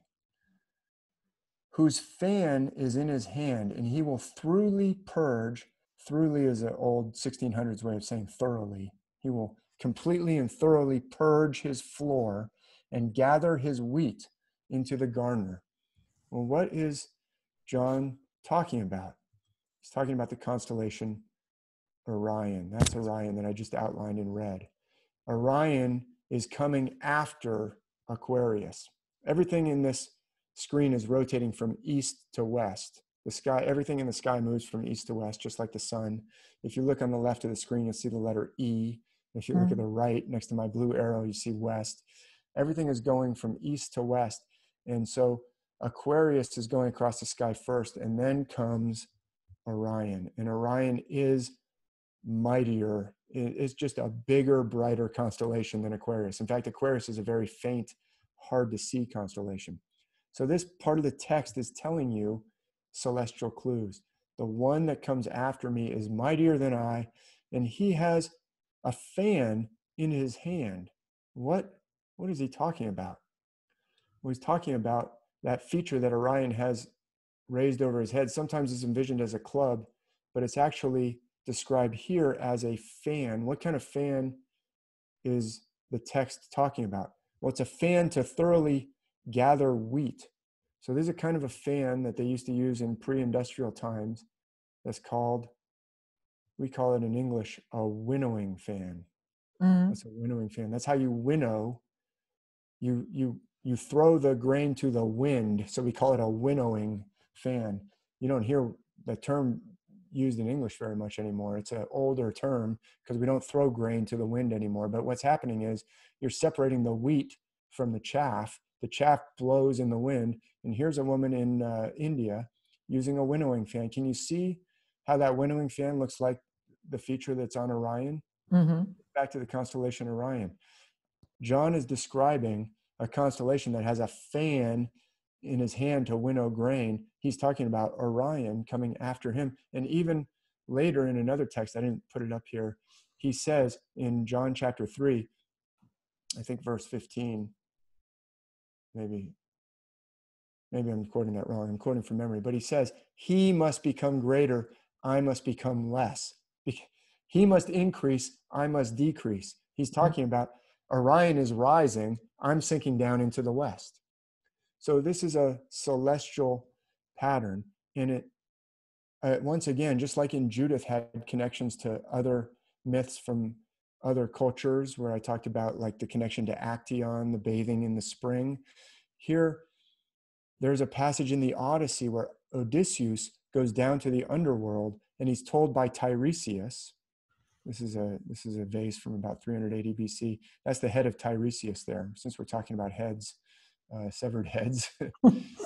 See that head right there? Speaking to Odysseus. He has called up the shade of Tiresias, and the ancient artist has depicted Tiresias as just a head. I'm not sure why the ancient artist did that, but I have some celestial arguments I won't get into as to why he did that. But that is Odysseus talking to Tiresias in the underworld, and Tiresias tells him, you have to go until you find someone who thinks your oar on your shoulder is a winnowing fan, a fan to winnow grain. It's the same pattern that we find in the Bible. And yet this is obviously long before the period of the Gospels, right? This is 380 BC.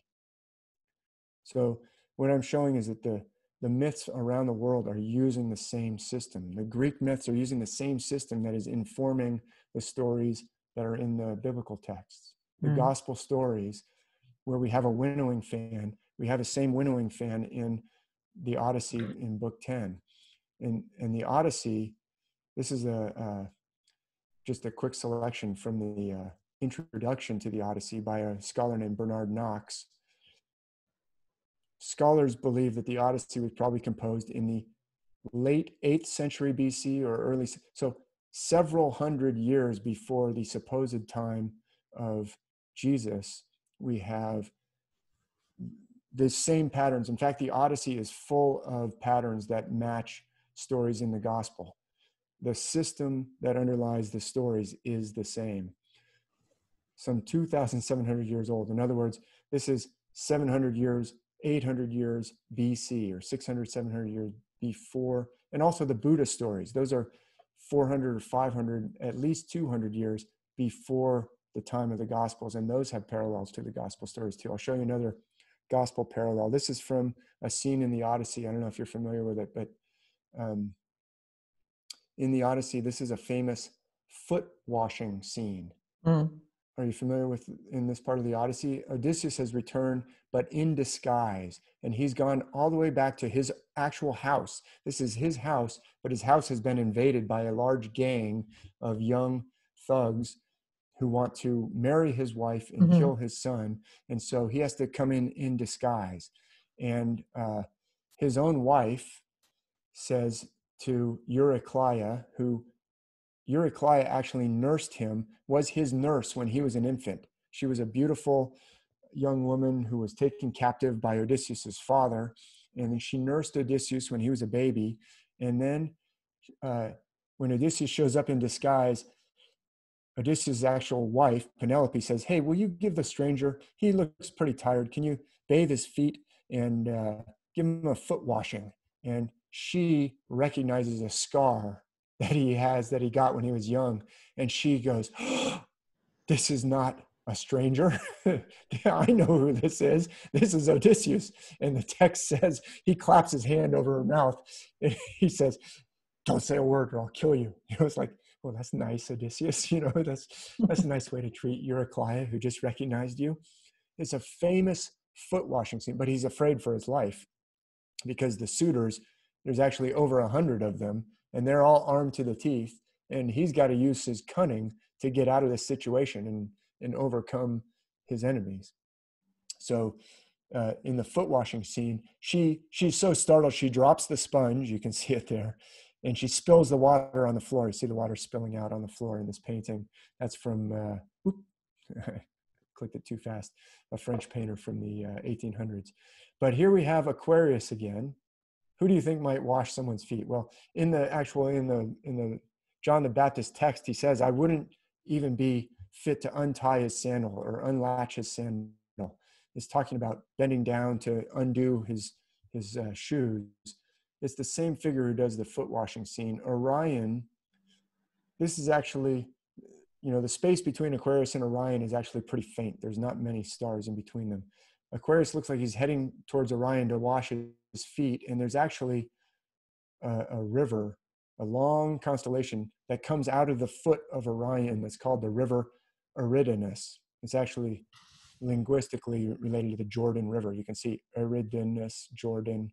That water coming out of the foot of Orion is the water that she spilled when she's washing his feet. But there's other myths where a giant who's associated with Orion gets shot in the foot and the blood comes out of the foot, or the giant has a screw in the back of his heel, and if the hero unscrews that screw, all the life force of the giant will run out. So would that also apply to Achilles? Yeah, Achilles gets shot in the heel.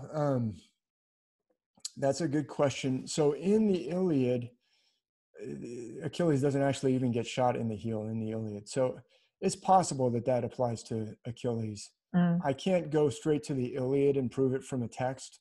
What we have are like snippets of myth from ancient times. But yes, Achilles is definitely associated with different constellations, and maybe with Orion when he gets shot in the heel. That's a good observation. I can't prove that for sure, but I think it's possible. Achilles, some of these constellations, some of these famous characters like Achilles, real important central characters, will move through more than one constellation. So sometimes Achilles is actually associated with Sagittarius when he dresses up as a girl. As a child, his mother dresses him as a girl because she's been told by the gods that her son will die in the Trojan War. So she says, okay, well, I'll dress him as a girl and he'll never go off to war. And then Odysseus actually sees through that trick. But so there's different, the main characters can move through different constellations sometimes. So he may be Orion when he gets shot in the heel. I don't know for sure. But you might be thinking, or readers who are very familiar with the Gospels might realize there is also an important foot washing scene in the Gospels. And you can see the posture of this artist is an Italian artist from around the year 1700, artist unknown, but has depicted Jesus in the posture of Aquarius, really tilted forward at that angle. You can see and there's the basin at his hand there. So, and actually these other hand gestures that you see Renaissance painters using refer to different zodiac constellations as well. So the parallels between the Gospels and the Odyssey are there are many parallels between the Gospels and the Odyssey where they're based on the same constellations and you have similar scenes. There's even what I call a baptism scene in the Odyssey where he has to take off all his clothes and put on a garment that the goddess has given him and jump into the water and submerge himself in the water where he has to swim for 3 days. That's at the beginning of the story. And the foot washing scene is towards the end of the story, just like the foot washing scene is towards the end of the Gospels.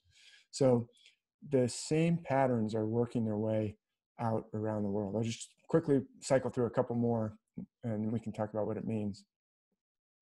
This is actually in Munich. I think you can see this in a museum in Munich.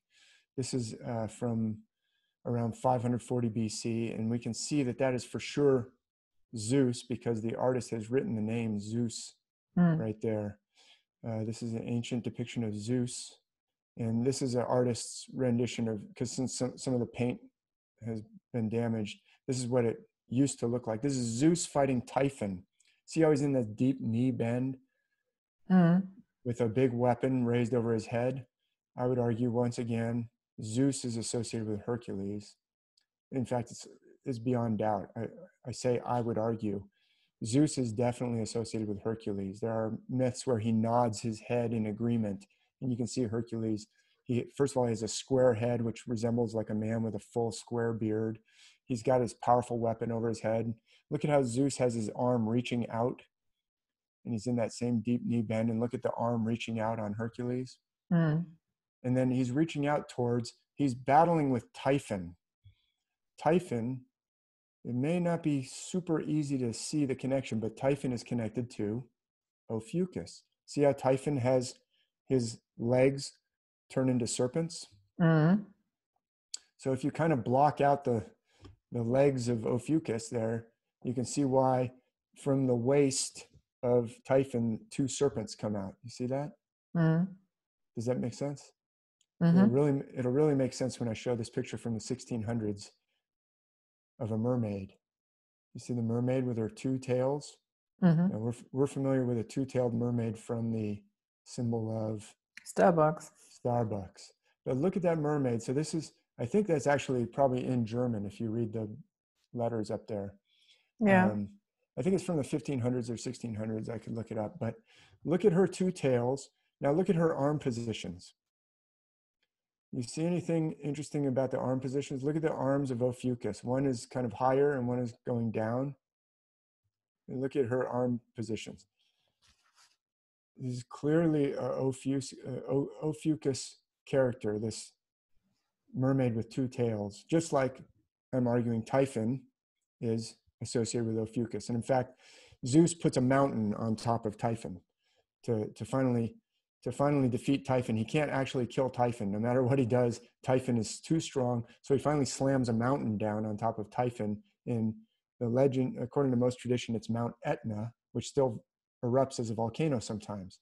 That's because Typhon is down there, spewing up lava sometimes. Well, are these supposed to be wings? Yes. So sometimes those 2 serpents, they could be 2 serpents, but they could also be wings. That's a perfect observation. You see how those 2 sides of Ophiuchus could also be wings? They could look like wings, and they do look like wings in some other, I'll show you. This is from all the way across the ocean. This is the oldest surviving Maya codex. Unfortunately, most Maya codexes were destroyed when the first European colonialists, imperialists came over and started just destroying the Maya culture. But this is called the Dresden Codex because it was rediscovered in Dresden. It came back, they sent it back to Spain, and somehow it ended up in Dresden. It's covered with hieroglyphics, thought to have been made in 1200, 1250, AD 1200, that time frame. But look at the figure here that I've highlighted, or that I've shown in this part. You see that deep knee bend? He's facing the opposite way, but sometimes artwork does that. Sometimes the figures will be reversed. But look at how his thunderbolt looks like the thunderbolt of Zeus. Look at how his posture looks like the posture of Zeus.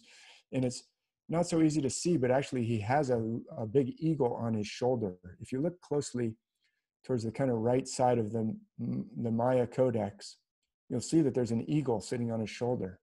I don't know if you can see that. I should have kind of highlighted it, but Zeus is associated with an eagle. The reason is because the constellation Aquila is right next to Zeus and Ophiuchus in the heavens. So there's Hercules and Ophiuchus again. We could show it over and over from cultures around the world. Here's the god Indra. Indra is the rain god. He's the one who has the thunderbolt in the Vedas, and he is also in the same posture of Hercules. In fact, below him, that's Vishnu. Vishnu and the tug of war. This is actually from Angkor Wat, and Vishnu is associated with Ophiuchus. You can see why there's a tug of war going on with Ophiuchus, because you can see how there's two ropes on either side of Ophiuchus. You see that? Mm-hmm. So Thor is also associated with thunder. This is a god from Africa named Shango, from the western side of Africa, not where Kenya is, but the African god is associated with an axe, just like Thor is associated with a hammer. It's the same celestial feature. It can be envisioned as different weapons: a thunderbolt, a thunder axe, a thunder hammer. Even in the ancient Mesopotamia, because I've heard you talk about some of the, Enki and Enlil, and some of the this. Can you see the posture of that god? Today, mostly this was found in Nineveh. It may be around 880 BC. This is a drawing that was done in the early 1800s when it was rediscovered. But the striding posture, holding a thunderbolt looking thing over his head, is the same outline as Hercules. And Marduk, I don't think this is Marduk, but Marduk can definitely be associated with Hercules. Remember how I said the Greeks and the Romans, they knew when they went up to Germany, oh, that god, oh, that's our Zeus. Oh, that's our Jupiter. That's our Mars. Same thing. The ancients knew that Marduk was associated with Jupiter. And it's the same constellation. You see, here's this is a very old cylinder steel. It might be as old as 2000 BC. I'm not positive. I think this is in the Louvre. And it is a cylinder seal. So we have the seal. It's like made out of marble, and then you press it into clay, and this is what it creates. But that figure there in the center is actually Enki. He's in a boat. He's got two individuals on either side of him who are holding long poles. Remember how I told you Ophiuchus, sometimes associated with spears? Mm-hmm. Well, Enki is associated with Ophiuchus. See how he's standing above Scorpio? Scorpio could also play the role of a boat. And Enki's name means Lord Mound, or Lord Mountain, or Lord of the Earth.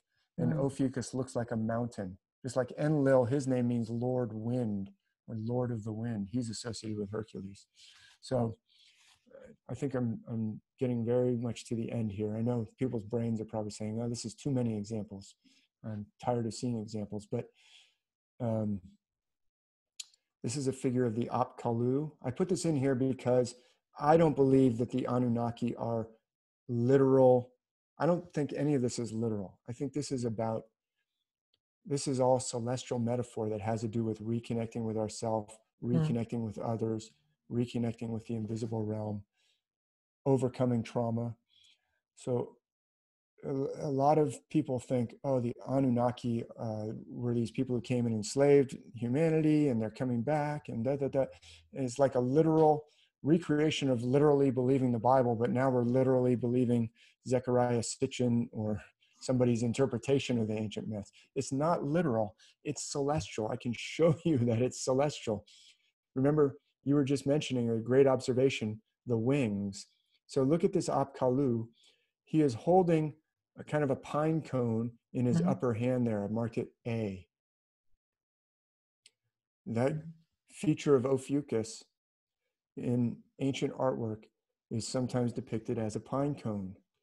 That's why you have pine cones at the heads of bedposts. Remember, we're talking about Judith slaying Holofernes in his bedpost. Ophiuchus is sometimes a bedpost. There's a pine cone. We even have a huge one in the Vatican. Yeah, that's right. I think that someone in the literalist church knows that this system exists. That's pretty clear. I mean, it's in the artwork continuing on all the way down through the 1700s and 1800s. Anyway, the pine cone connects with that feature on Ophiuchus. It's the serpent head of Ophiuchus that I've marked with A. Now that satchel, that famous bag that he's holding in his lower hand, that the Apkallu is holding, is associated with the constellation Libra. See how Libra is right there? And it looks like a handbag. And the wings, I think those are the wings there marked with C. And you noticed how the wings, how Typhon also has wings. Ophiuchus figures sometimes have wings. And some people might say, well, I don't think that bag, how do you know that's associated with Libra? Here's another manifestation of the same pattern. There's Michael, the archangel Michael. He's casting down the dragon with multiple heads in Revelation 12. So this is from the text of Revelation 12, but this is a painting from, I think it's from the 1700s. But you see how Michael has a spear. And I said that Ophiuchus figures often have a spear because of these. You can see how his spear is going down to the dragon that's under his feet, a Scorpio.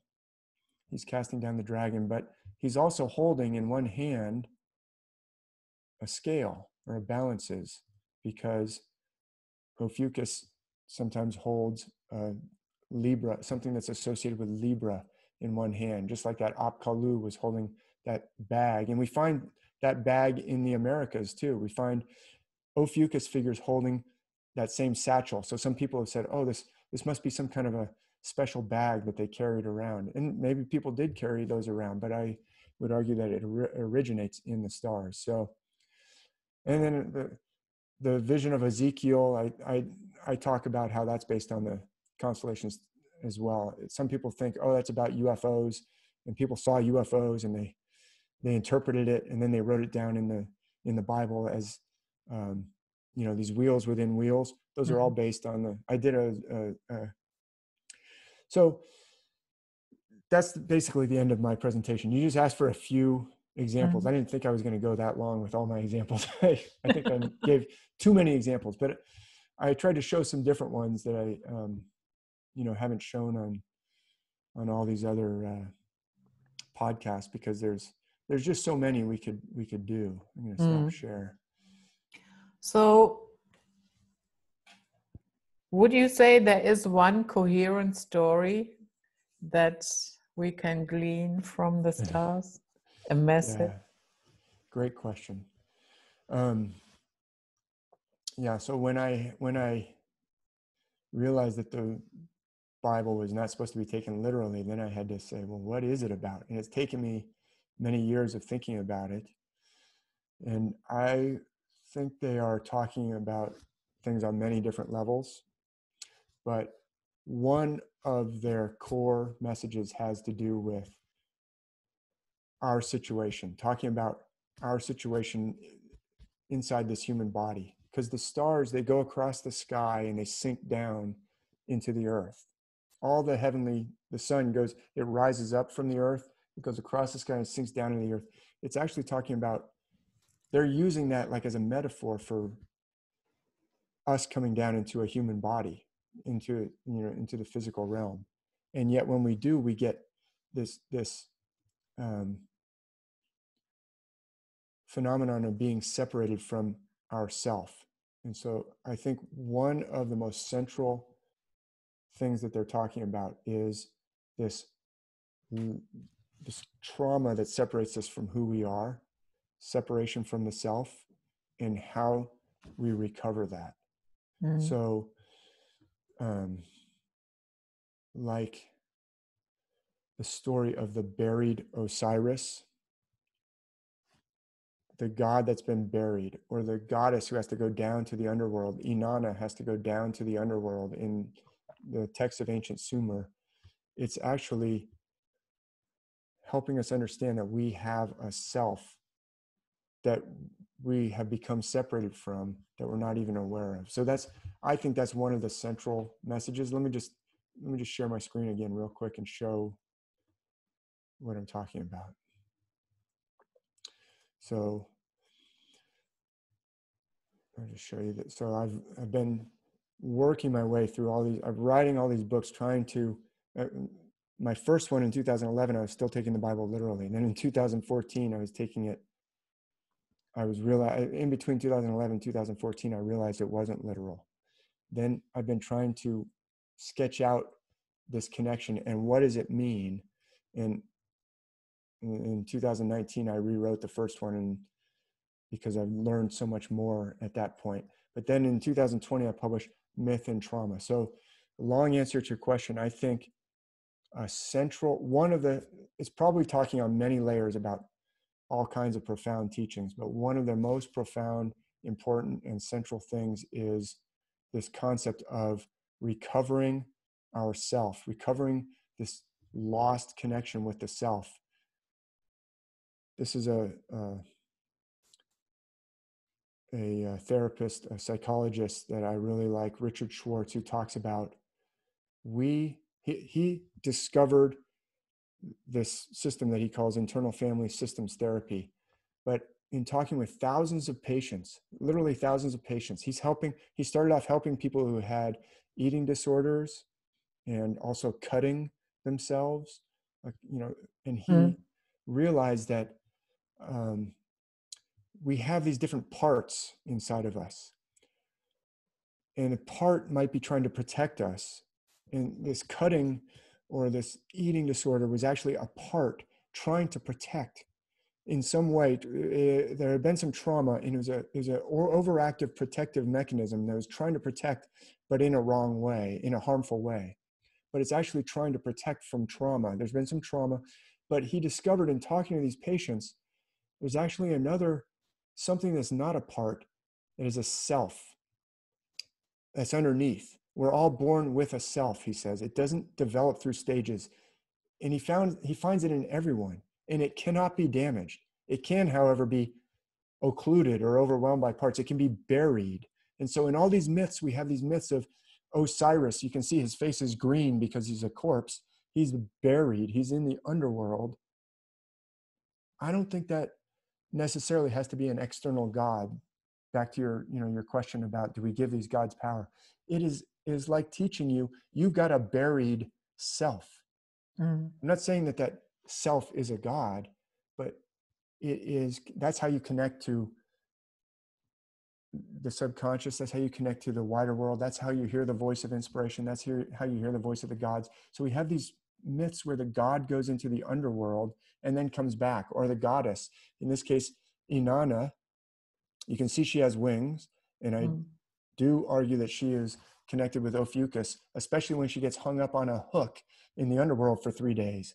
So Jesus gets hung up on a cross, and he goes down into the grave. She goes down into the underworld and gets hung up on a hook, and then she comes back.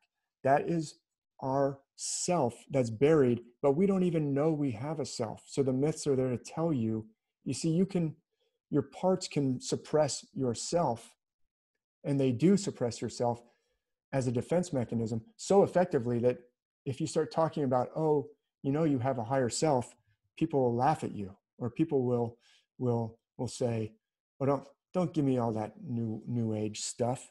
That's a protective part trying to keep the self down, because we do have a self. But I think the myths are trying to show you have a self, and you can reconnect with it, and they show how to reconnect with it. And so that's what I think is the central message. Yeah. So in other words, the myth, they are not just stories, but about our inner process and right. How we stand and act in the universe.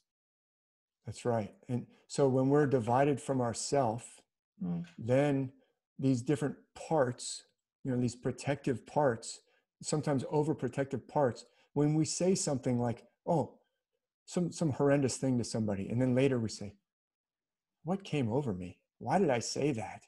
Who was that talking? It was some part that took over. It's almost like an algorithm that we have inside of us from when we were very young, that's trying to do something. It's not our deepest self. It's a part, and it's doing its best. But if we could reconnect with self, the self can actually lead all the parts. So it's like the zodiac. All the different zodiac signs have all their different characteristics. And there's one sign that's not part of the zodiac, but it's part of the zodiac, but it's separate from the zodiac. And that's Ophiuchus. And Ophiuchus usually plays the higher self, usually is associated with the higher self. Does that make sense? So when we're divided internally from ourself, we're easier to manipulate because the parts are reacting with fear or shame, these burdens that we're carrying from when we're young. Dr. Schwartz talks about this. And it's easy when you can push someone's buttons, when you know that they have this it's easy to get that part to respond. You can like play someone like a puppet. But when you're in self, the self can tell the parts, hey, I know you want to go crazy right now, but let me handle it. Trust me. The parts originally don't trust the self. So they doubt the self. It's like the story of doubting Thomas. When Jesus shows up, Thomas doesn't want to be told that Jesus shows up. He's doubting. The parts doubt the ability of the self to lead. So dividing us from ourself makes us easier to manipulate and polarizes us and gets us, when we're acting in a polarized way, it's because of that mechanism. And that's going on in society as well, polarizing society. I think this whole system is about how to recover from that. But if you understand the system, you can also use it to manipulate people. And so that's what the flip side of it that people are perceiving when they talk about some conspiratorial things is that there are people who understand this, and instead of using it for helping others, they're using it for manipulating and oppressing others.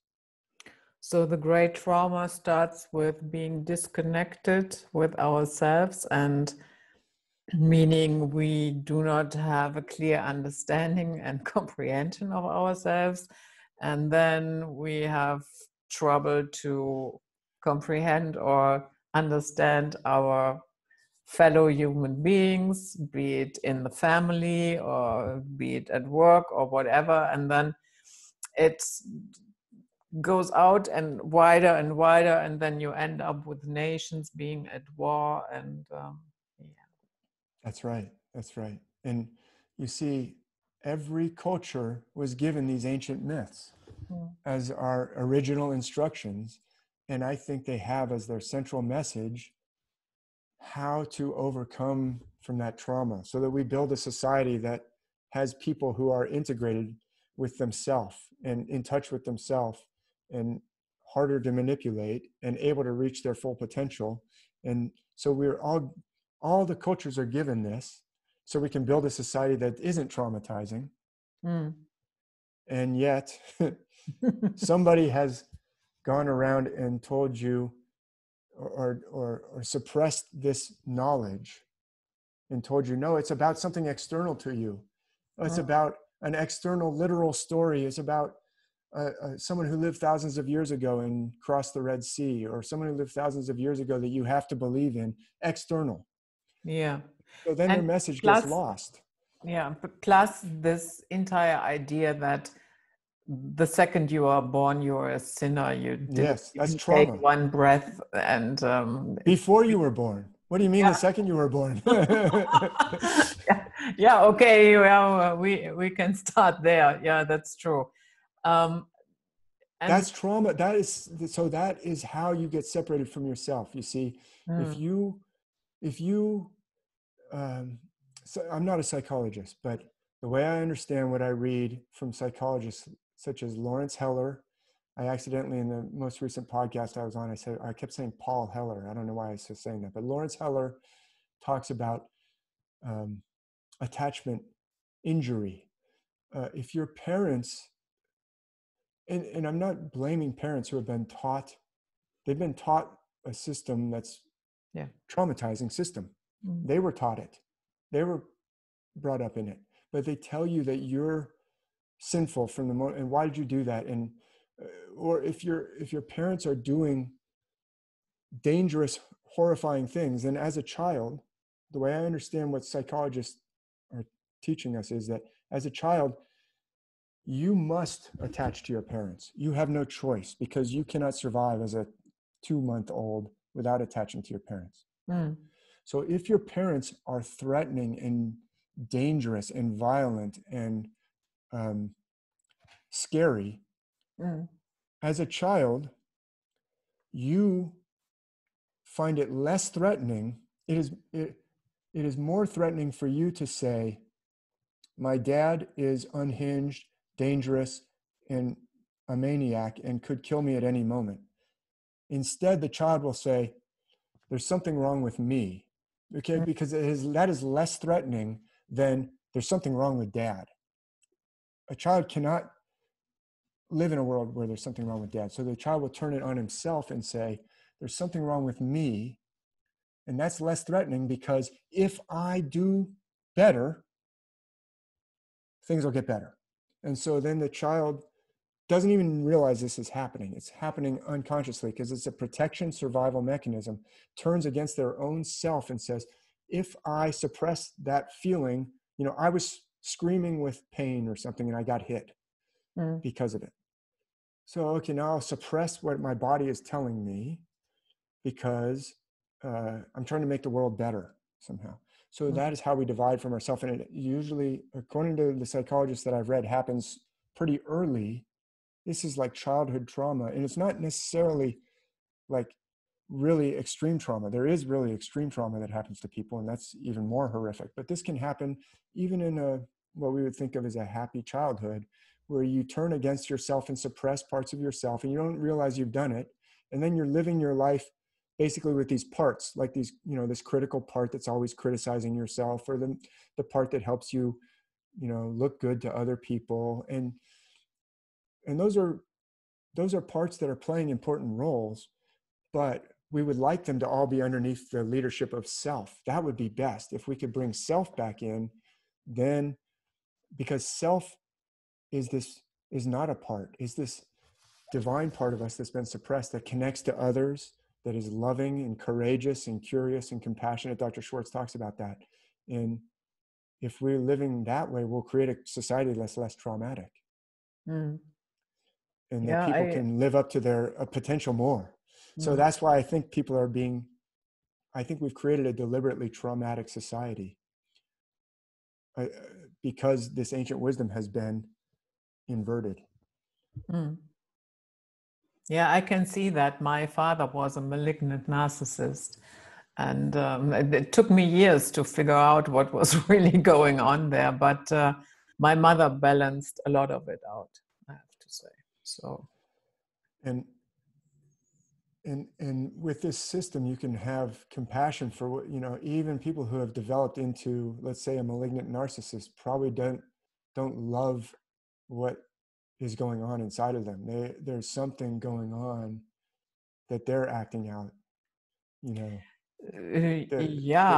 There's some demons that are I think that this system is so powerful, because and I really recommend Dr. Schwartz's work in IFS, this internal family systems, about how, because that self is still down there, that can heal the parts. These parts, he describes it as like a child that's trying to steer the car, or we have myths about a child who's trying to steer the chariot and can't do it right. It's like a part is trying to steer the life of the person and doesn't have the capability to do it. So he's flying into a rage. I mean, I see this in myself, right? When I'm really unable to do something, that's when, like, I'm trying to fix a sink or something, and I fly into a rage, because it's really, I'm feeling doubt and shame and inadequacy. And so I'm covering it over. This part is jumping up and yelling and screaming and like, look at me, I'm strong, I'm yelling. Because I'm really covering up my shame and fear and doubt in myself. But if we can get in touch with our self, it actually has, it has the capability to say, hey, I'm in charge. I can actually handle this part. Can you just sit down over there for a minute and take a breather? I understand you're trying to help. So, and the myths actually show that. They show that Jesus, when he is doubted by Thomas, he reinstates Thomas in a loving, compassionate way. Anyway. Yeah. We have been going for 2 hours already. Yeah, I got to let you go. And it's much later where you are than where I am. Yeah, So but that's okay. But half of my questions we have talked about, but also that does not matter. You have to come back. I appreciate you. I appreciate your very thoughtful questions that you have, Judith. Thank you. And you certainly have to come back. I have to ask you my other questions. Okay. And but I find that was a wonderful introduction into the entire subject of myth and how that is connected to our own trauma, how we can use it to overcome it.